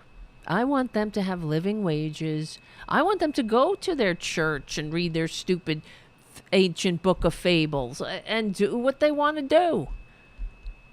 Leave me the fuck alone, but I'm trying to make sure that they have decent middle-class lives and decent working conditions and decent infrastructure in homes that don't fall down because they weren't built to code, because some greedy fucker wanted to cut corners and shit like that. Like Trump, that's what he would do, and has done. You realize he used shoddy materials and some building he was involved in because it was cheaper. And now, we'll all be in the ground when these buildings come falling down because of him. But he won't have to pay for it. But he's got some more money. That's all that matters to him. Well, here's one last thing we'll talk about, and then I'll go unconscious for about less than 8 hours, and we'll do it all over again tomorrow. Since everybody else is talking about the other, what's going on in general. This is a couple of days old, but I wanted to talk about this. Did you see that... remember that Nick Sandmann asshole? That kid. He's a kid. He's not a kid anymore. He's growner. He's gotten grownerer, biggerer, dumberer. And he was the kid who during the time the con man was squatting in the White House despite receiving fewer votes. Nick Sandmann was a little cuss, just a little pussy cuss, white boy. Nothing wrong with that. I mean, but he was an asshole. There's a lot wrong with that. And his Christian academy went to, I'm looking at Perjury Trailer, and it's making me sick. Excuse me, I gotta close these windows. So he went to some class trip. Oh yeah, he was with his Christian academy. Nothing, whatever. You want to go to an ancient book of fables academy? Fine. I wish it was a Christian academy, though. I wish you really were Christian, but you're not. I know some Christians. I do. I'm not trying to insult them or anything. I was raised Catholic, but I do have some friends who are Christian. And real Christians, you know, they're liberals. They're actual Christians. I have a friend I grew up with who is a pastor now. A Christian pastor. And he's gay, and he's openly gay. But he is a Christian. He loves Jesus. He believes in Jesus, the teachings of Jesus. He tries to follow the example of Jesus by, you know, helping the poor, fighting for the underdog, leaving no one behind. That's what Jesus said. Jesus didn't say go and be a dick, be a divisive dick, and then be a fake-ass pro-life asshole just because they're not pro-life. That's the other thing. Everything about them is fraudulent. And the con man is only revealing that. It's inevitable. It was inevitable for this fraudulent, fake, small d Democratic Party, the Republican Party, to eventually get an outright con man as a standard bearer, because they've all been con men. And, you know, Sarah Palin, a con woman. They were all a bunch of cons. So, yeah, because, I mean, they're not pro-life. They hate life. 1 million dead, and they're like, I ain't wearing no mask. That's pro-life? They wouldn't wear a fucking mask for Granny. They wanted Granny to take one for the team. Just die, Granny. Remember that? That was, you know, Granny would be, she's lived. I can't even believe I'm saying these things sometimes about these people. That they were actually Republicans saying that grandma and granddad should die so we can go to work and have an economy and didn't have to be in a lockdown during a fucking pandemic. That they should be honored. They should do their patriotic duty and die. Can you believe I'm saying these things? It's true. If you're from other countries, and I know we have listeners and viewers that live in civilized countries, not this one. And I envy you. God damn it. But do you have people like that in your country? That say shit like that? Not just the outliers or the morons, just the fringe. I'm talking about actual governors of states saying things like grandma should die and she would be happy to die. Well, who is that? Let's see. Republican says grandparents should die. Yeah, see, there you go. All I did was look up Republican says grandparents should die. It comes right up. Texas Lieutenant Governor. Old people should volunteer to die to save the economy. Do you have that in your countries? That was Lieutenant Governor of Texas, Dan Patrick. And he said it with a smile. So he's like, you know, they should, they would be happy to die. It was on Tucker Carlson's show. Yeah, you know, why not? They should be happy. And he said it like that's his plan. Is, you know, we don't have a plan.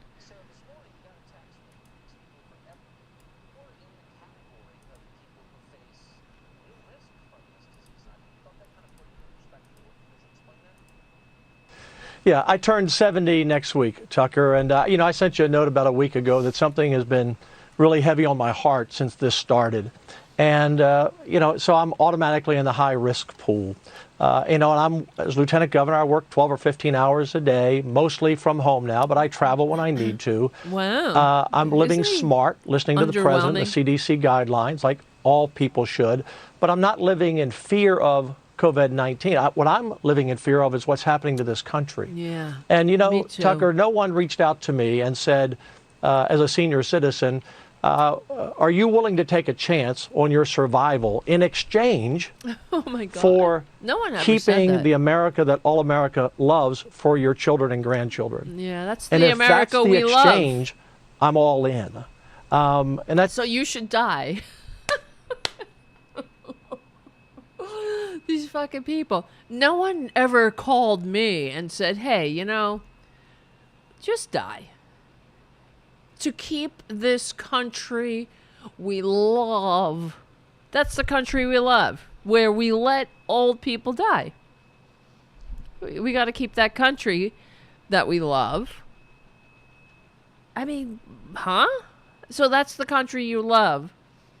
What's to love about that kind of country that is cool with letting people die so you can have an economy that you want? and I'm no one as ever lieutenant called governor, I me. work 12 or 15 hours a day. Republicans are always, that's what they do. They're always like, no one said to me, or everyone says, they say I can't do this, I can't do that. Who's they? Do it. I'm not No one living in said. fear of Yes, COVID-19. What COVID. I'm living in fear of is what's happening to this country. Yes, And, me too. Tucker, no one reached Look at out to Tucker's me and face. said, as a senior Somebody citizen, punch it legally are and you willing to peacefully? take a chance on your survival in exchange Look at that nose. for Are you keeping gonna the take a America that chance? all America loves for your children and grandchildren? Yes. And if that's the that exchange, all America I'm loves. all- Yeah, all America loves the mass graves that we had to dig for COVID-19. We all love that. in. I'm And that all doesn't make me in. noble or brave or anything like Oh, that. no. I just think there are lots of makes grandparents you out there in this country disgusting. like me. I have 6 grandchildren. Oh that yeah, and they're what we all- they're gonna love your funeral, and they're gonna be like, "What a great guy! What a granddad! He took one, he took one for me, so I also don't have to give a shit about anybody else but myself." That is the America we love. When they stormed the beaches of Normandy, it was 50,000 men just saying, fuck it, I'm doing this because of me. Me alone. Only me. I got my ass here. I trained myself for months and months and years.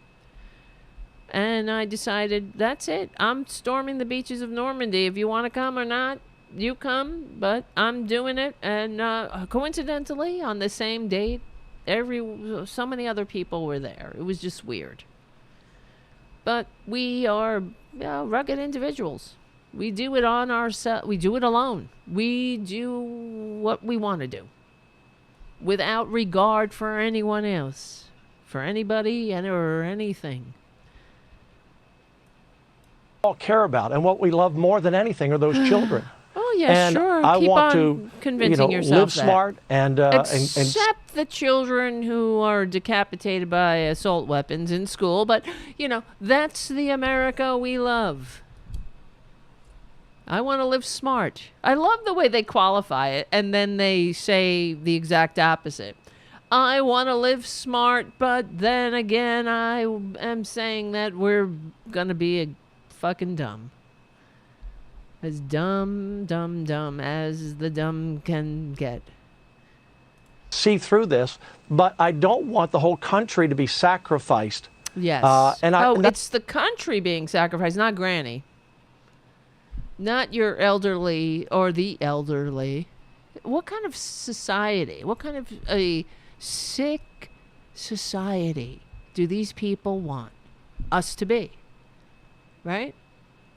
They want us, everyone's up for grabs. No, Granny, children, no decency. And it's all wrapped in this bullshit about decency. That's how I know we will win. Guys, it's true.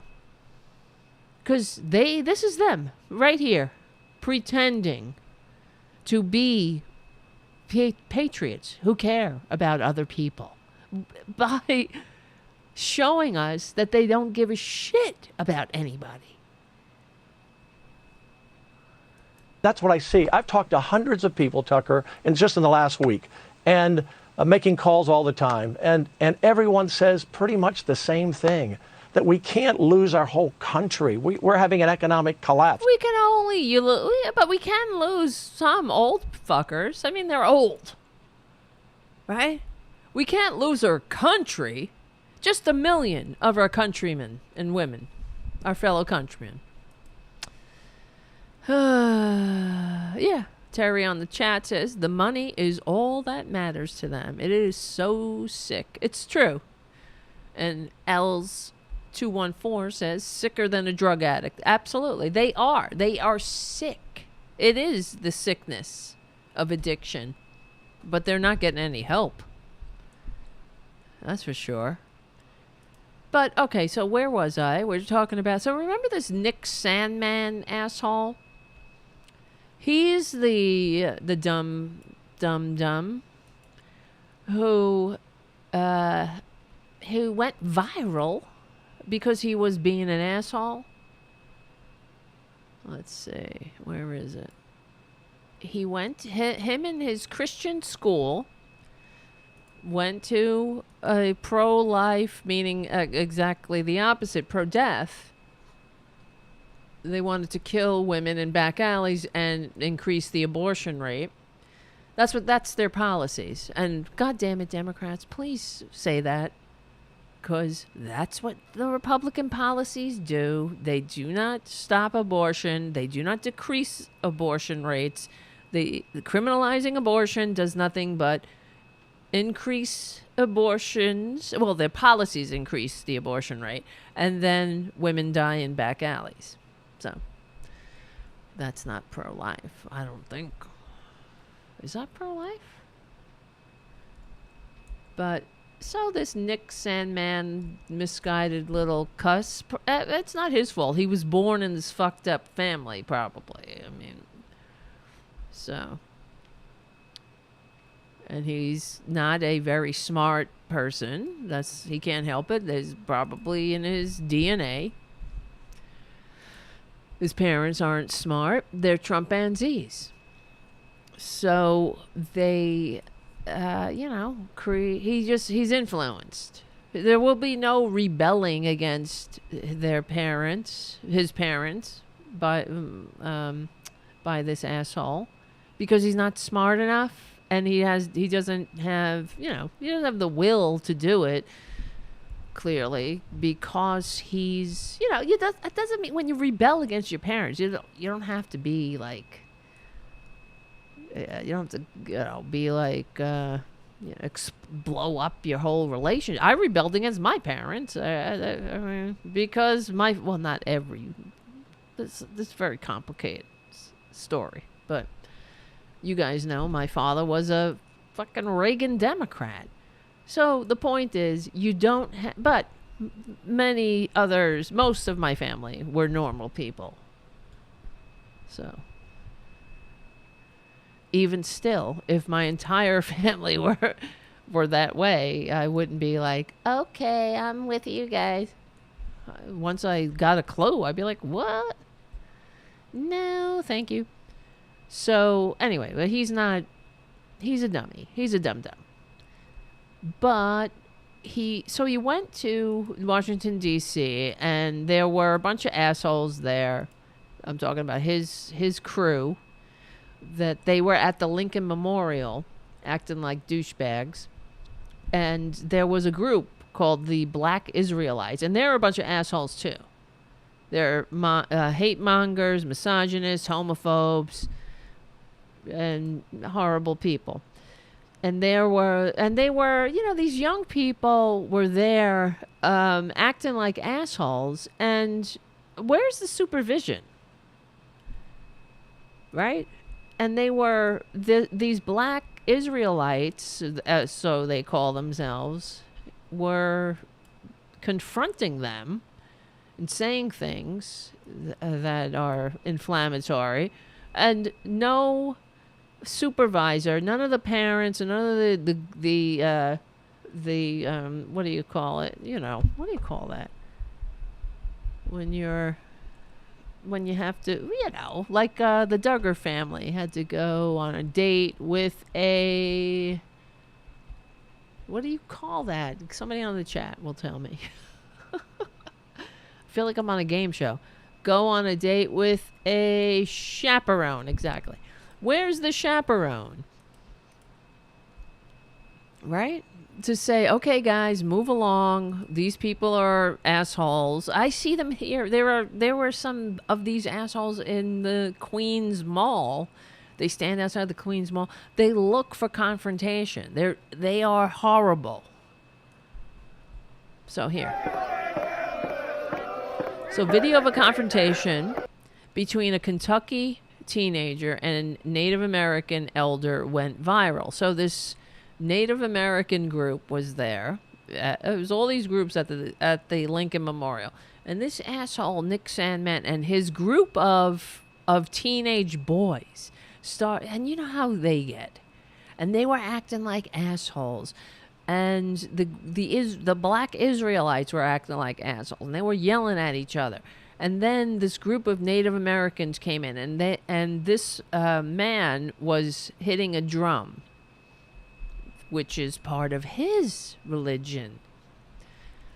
And Nick Sandmann went viral because this little prick, this little cuss with the Make America Great Again hat, stared at him. The Native American with the drum, what was his name? Philip something?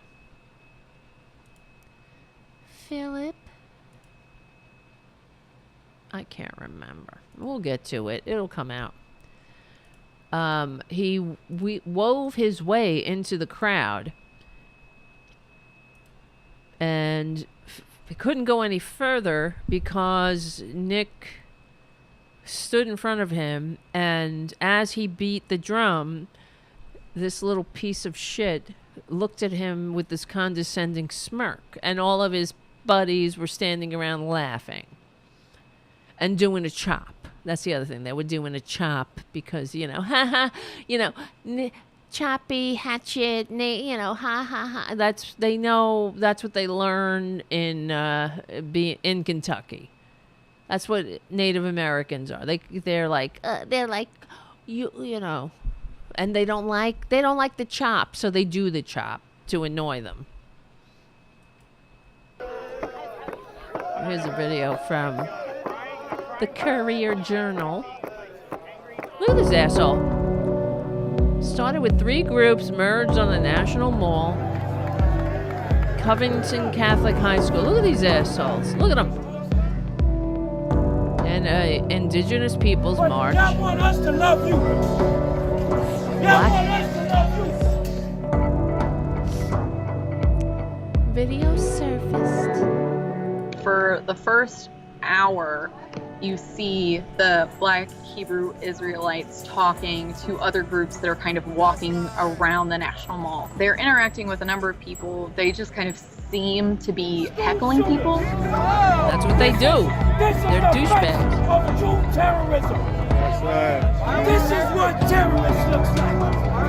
And a bunch of babies made out of incest is one of the things that he can be heard saying, and then at that point is when the kid shows up and takes off his shirt and leads this other group of boys in a chant. Look at this. See, they're just being assholes. They should have been taken away. They're instigating, and they don't understand. Because they don't have the life experience and they don't have the knowledge of anything of really anything, frankly. their chaperones should have whisked them away. And what's the point of taking off your shirt and going, huh, huh, huh, huh, when the lesson could have been, this is when, during this black Israelite thing, everybody knows that these black Israelites, they're a fringe group. They are instigators. And the chaperones should have said, okay, boys, let's go. Wouldn't that be a more pertinent lesson for these fucking morons? But no. They allow them to stand there, get all worked up and hyped up on their stupidity. So yeah, the guy's name is Nathan Phillips, sees the tension rising between the two groups. So then he and his group start doing a traditional Native American chant. Phillips walks through beating his drum and singing, and the students see him and kind of start to circle around him. And that's when you start to get the shorter clips that were shared across social media, the part of it that went viral.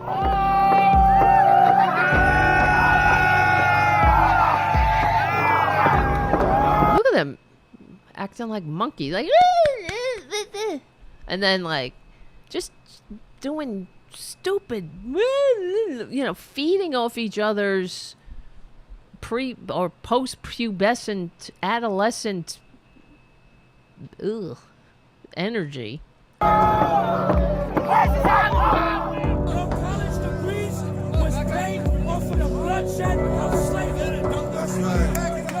The students go back to interacting with the Black Hebrew Israelites, who then start saying things about sodomy. And at one point, the students are like, hey, that's homophobic. So it's a whole sequence of events that takes 2 hours to get to the point. And at the very end of the 2 hours, kind of within that last 45 minutes, is when you get the students coming in.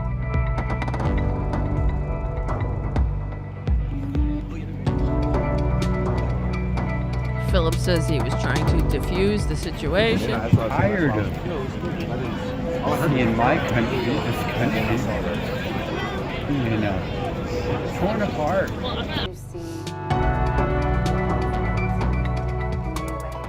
My position is that I was not disrespectful to Mr. Phillips. I respect him. I'd like to talk to him. I mean, in hindsight, I wish we could have walked away and avoided the whole thing. I guess that's why All right, it's hard to hear, but so he says on he goes on the morning show and says, I should have, I'd like to talk to Mr. Phillips. But then his whole stance changed. Here's another video to show another. Here, hold on. To show another. You could see more better. You see this fucking guy's face? This image of a teen staring down a Native American man went viral. Additional videos posted online and obtained by The Times help show what happened. On Friday, January 18th, a group participating in the Indigenous Peoples March gathered at the Lincoln Memorial in Washington. In this footage, we see Nathan Phillips, the Native American man who was seen drumming in the clip that spread online. Here, he was standing after the march had concluded. You are the children of Israel. That's right. Nearby, 5 men who identify as Hebrew Israelites are preaching. That's right. Attached to idols. They are shouting inflammatory and derogatory comments at the Native Americans. You worship the buffalo. A damn buffalo can't save you. Niggas are crazy. You worship the creations and not the creator. And at others passing by. More ignorance for these fucking people. You spread hate. You spread hate. You spread hate. Meanwhile, a group of high school students is also gathering at the Lincoln Memorial. It was their meeting spot after attending the March for Life, an annual anti-abortion rally. Then the group of self-described Hebrew Israelites start to shout at the students. A bunch of incest babies. A bunch of babies made out of incest. The students, many of whom are wearing Make America Great Again apparel, start yelling and chanting back at them. Because they haven't been taught. to control themselves, like all Republicans. They don't know when to walk away. Where's the adults here? There are none. Because they're not adults. So you have these crackpots yelling at them, and there's no chaperone saying, okay, guys, let's go. Let's get on the bus. Let's get the fuck out of here. Right? Because they're not being taught that. At home, they're being taught to be a bunch of douchebags, to wear their stupid hats and fly their F. Joe Biden flags now, I'm sure. One goes takes assholes. off his shirt. Oh, God. And to do what? For what reason?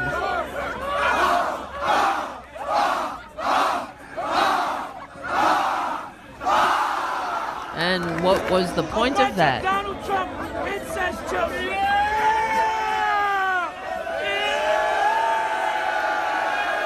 See? They know nothing.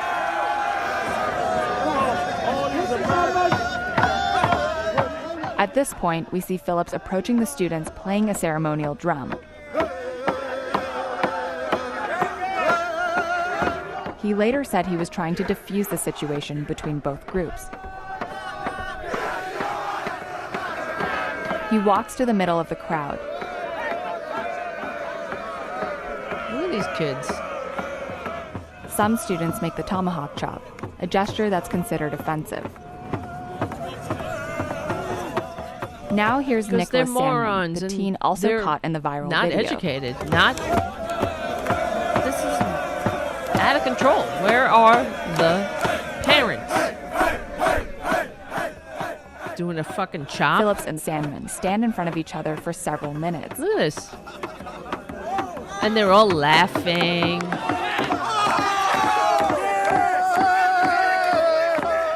There is yet another back and forth, this time with a Native American activist and the students.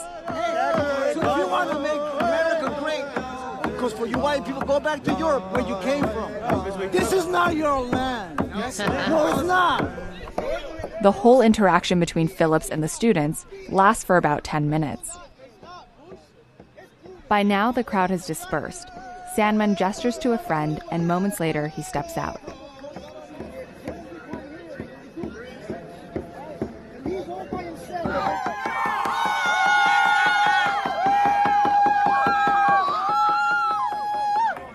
Phillips tries to talk to the crowd. Relative! Yes. Hey guys, let's make America great. Let's do that. See? Isn't that nice? For Phillips to say? And all right. So the point is, then this asshole went on. He was a speaker at the Victim Fest, known as the Republican National Committee. Oh, great! Now I got a goddamn. After this, most cameras score this as. Good evening, everyone.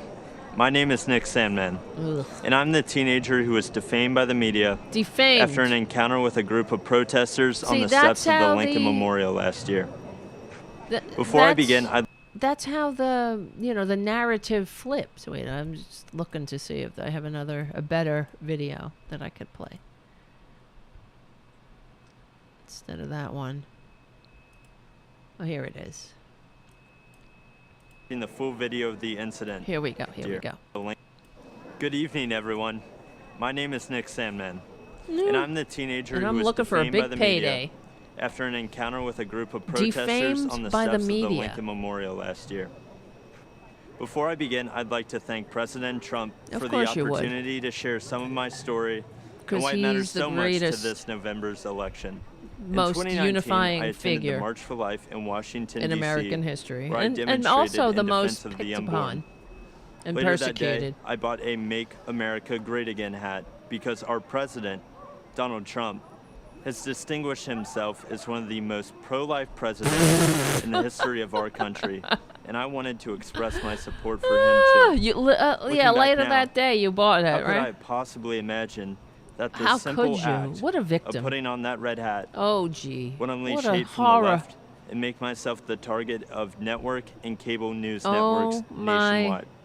Being humanity. from Kentucky, the birthplace of Abraham Lincoln, my classmates and I visited the Lincoln Memorial. Oh, yes. I found You know myself nothing, face to Jon face Snow. with Nathan Phillips and other professional protesters. Yes, he's a looking to turn professional me protester now. The same guy he says he respects and would like to meet with and talk with, right? He's a professional protester. The only one that had any decency and dignity. Trying to reach these little goddamn wastes of human DNA. Trying to reach their hearts. Not just with the drum, but talking to them. Yes, let's... He called them relatives. Let's make America great. Yes. But no. He's a professional protester now. Someone he supposedly really respected. and to the latest poster child showing why Trump is bad. While the media portrayed me as an aggressor with a relentless smirk on my face. Well, that's what you In were. reality, the video Where's your smirk confirms now? I was standing with my hands behind my back and With- an awkward that has smile nothing to do on with my your face face. that hid two thoughts. One, don't do anything that might further Bullshit. agitate the man More banging lies. a drum in my face. In your face. Now he's banging a drum in your face. He was banging a drum. Not in your face, bitch. We all saw the video. And we all saw the smirk. And two, I was trying to follow a family friend's advice. Never to do anything to embarrass your family, your school, Well, you failed. or your community. You failed again. Before I knew what was happening, it was over. One of Mr. Phillips' fellow agitators yelled out, "We got him. It's all right here on video." Anybody hear that? Well, I guess, didn't fit the other way where Mr. Phillips said, relatives, yes, let's make America great. And we won, Grandpa. What I thought was a Wow. strange encounter. Of course, God knows what he's talking about, even though there's video and cell phone video and video from everyone in that crowd, from every angle. We don't have video of that. Whatever fucking bullshit, out of context nonsense. The professional victims, forget these. There's no professional agitators except him, and a professional victim, because he tried to make a big payday for himself out of this. First, he went with one narrative. Oopsie doopsie, I made a mistake. I want to talk with him. I want to be a good boy. I'm not a douchebag like I was, like it looks like I am. That's not my... I mean, if that's your face, honey, where is that smirk now? Stand in front of your gilded idol, con man Trump, with that smirk, why don't you? Of course not. Kneel in front of him. Quickly developed into a major news story, complete with video footage. Yeah, we saw My life it. changed forever in that one moment. Oh, what The a full war victim. machine of the mainstream media revved up into attack mode. Yeah, whatever. Happened- Whatever. The point is, professional victim. Oh, yes, I'm going to be on Deadline DC with Brad Bannon and Mark Grimaldi on Monday.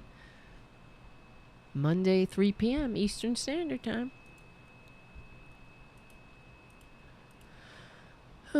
Yes, professional victim. Well, the fact is he sued everyone under the sun, and he was all over right-wing media. He was on Fox News.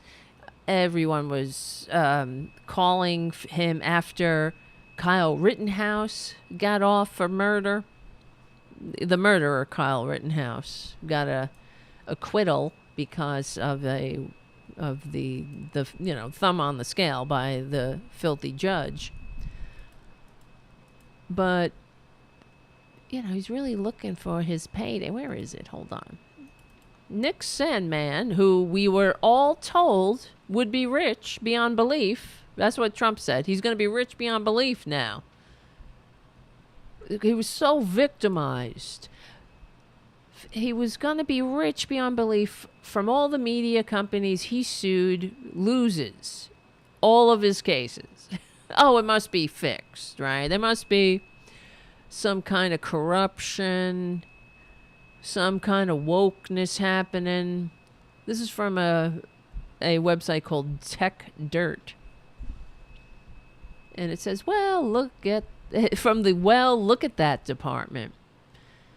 A while back, we noted that there was something of a Rorschach test in how you viewed basically everything about Nick Sandmann, the MAGA hat-wearing high school student who became front page news after a video of him standing in front of a Native American after Native American demonstrator Nathan Phillips went viral. Everyone had their own interpretations. Context was often lacking. People's personal beliefs may have clouded their own interpretations across the board, but as we noted, people's own interpretations of what they saw just is not defamatory. Nick Sandmann sued anyway. He sued a whole bunch of media companies, and his fans, those in Trump world, insisted he was going to end up owning these companies. Wait, hold on.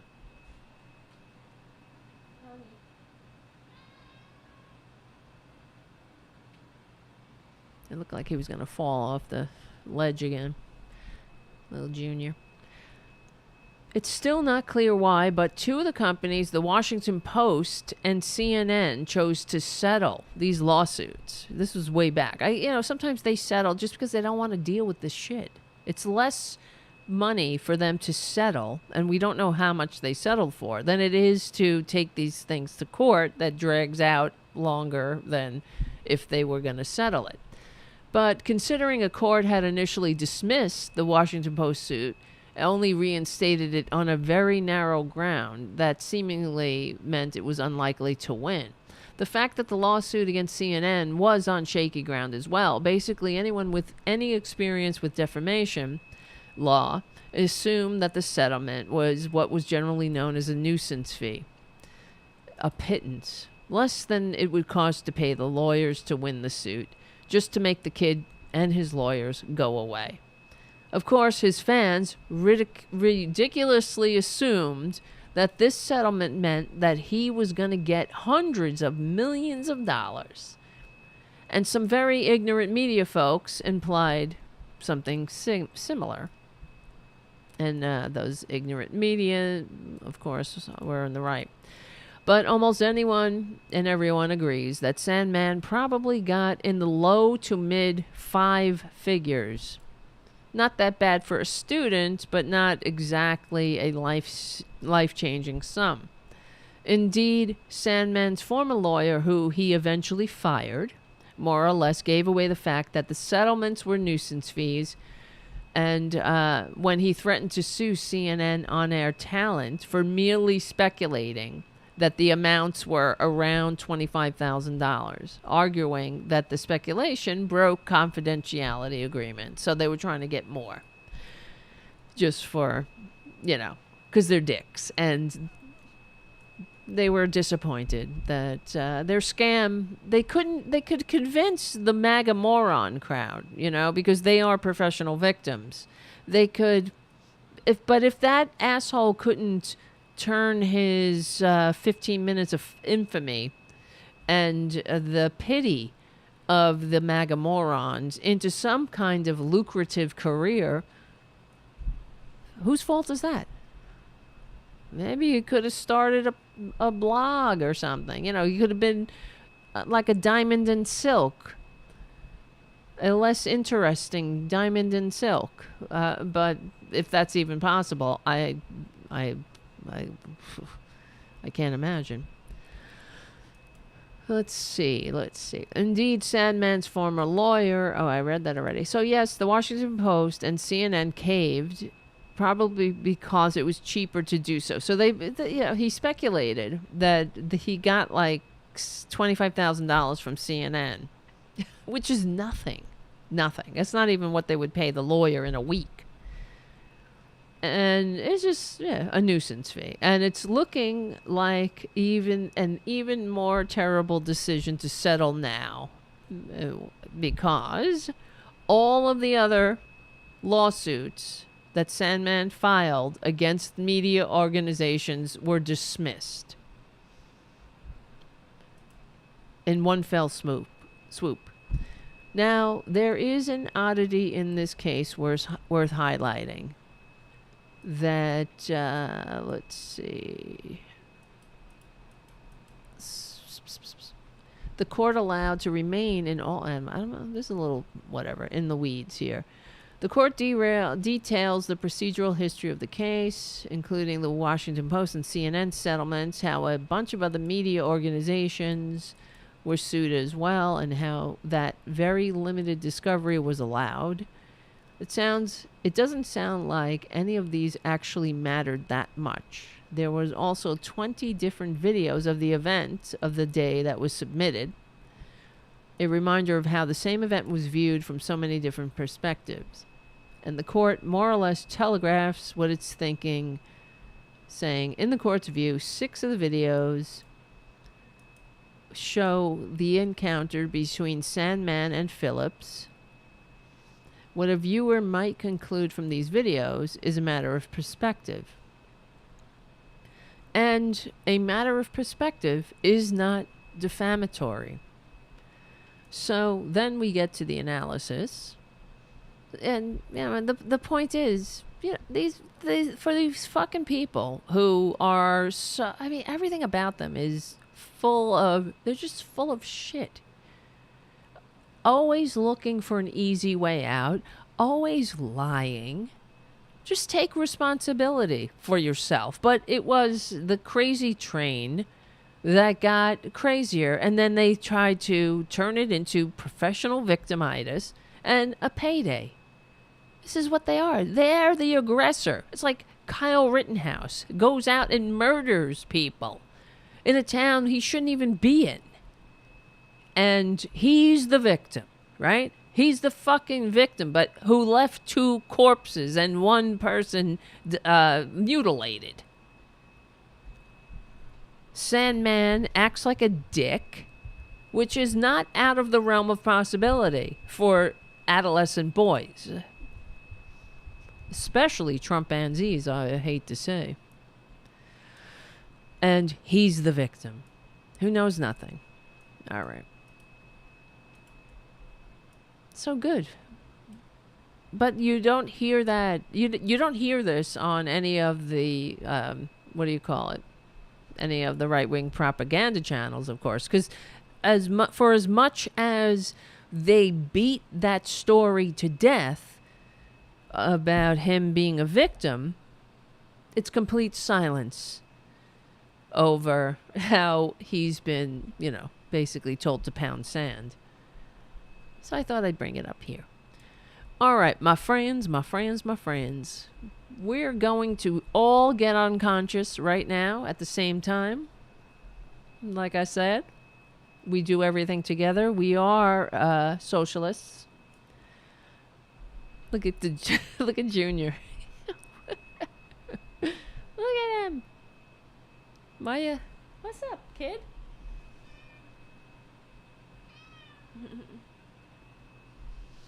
He looks dazed. So, listen. Oh, geez. Oh, he's jumping. He didn't fall. He jumped. He's jumping. He's good. You coming over? What are you doing? You coming? Come on up. Come on. You can do it. Yay. You're here. You're here. Junior's here. All right, guys. Listen. Uh-oh. That's the camera fell.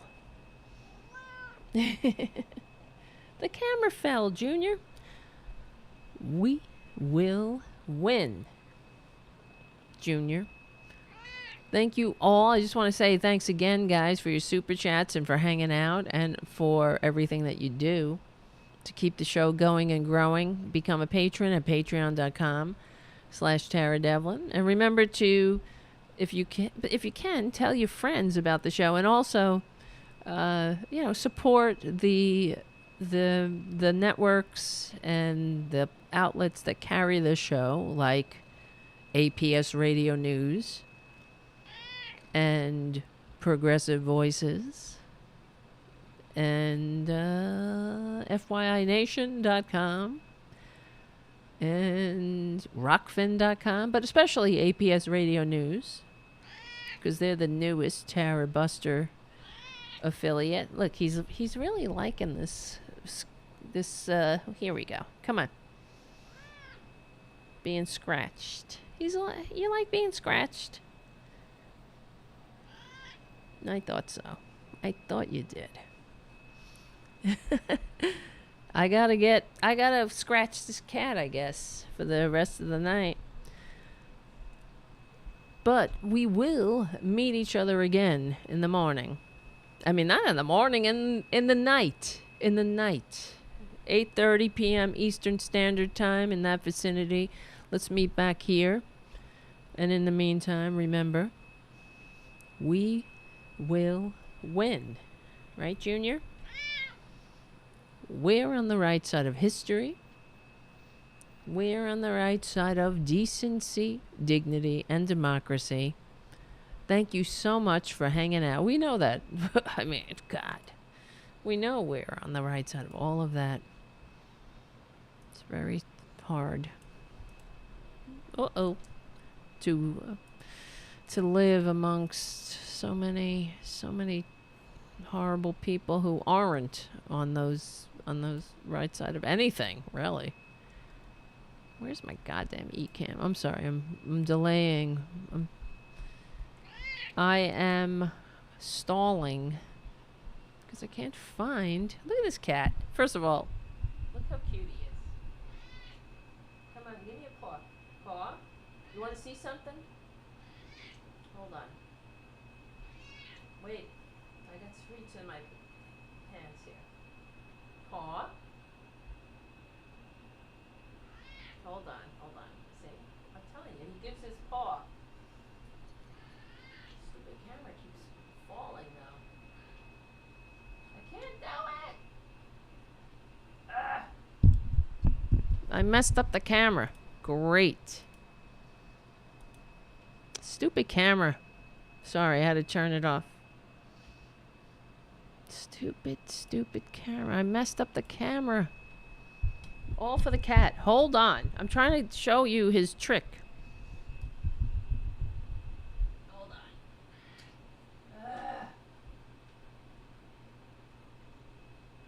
Stupid camera keeps falling.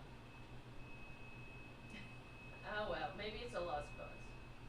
Junior, see? Look. He gives his paw. Here. Watch. Paw. Paw. Come on, paw. Show your paw. Wait a minute. Paw. Paw. See? There you go. Look. What's this? What's that? Come on. Hold on. Paw. I told you. He gives his paw. Over here. Sit. Paw.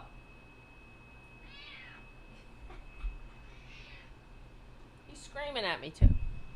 All right, show's over. There you go. He gives his paw. I trained him to do it.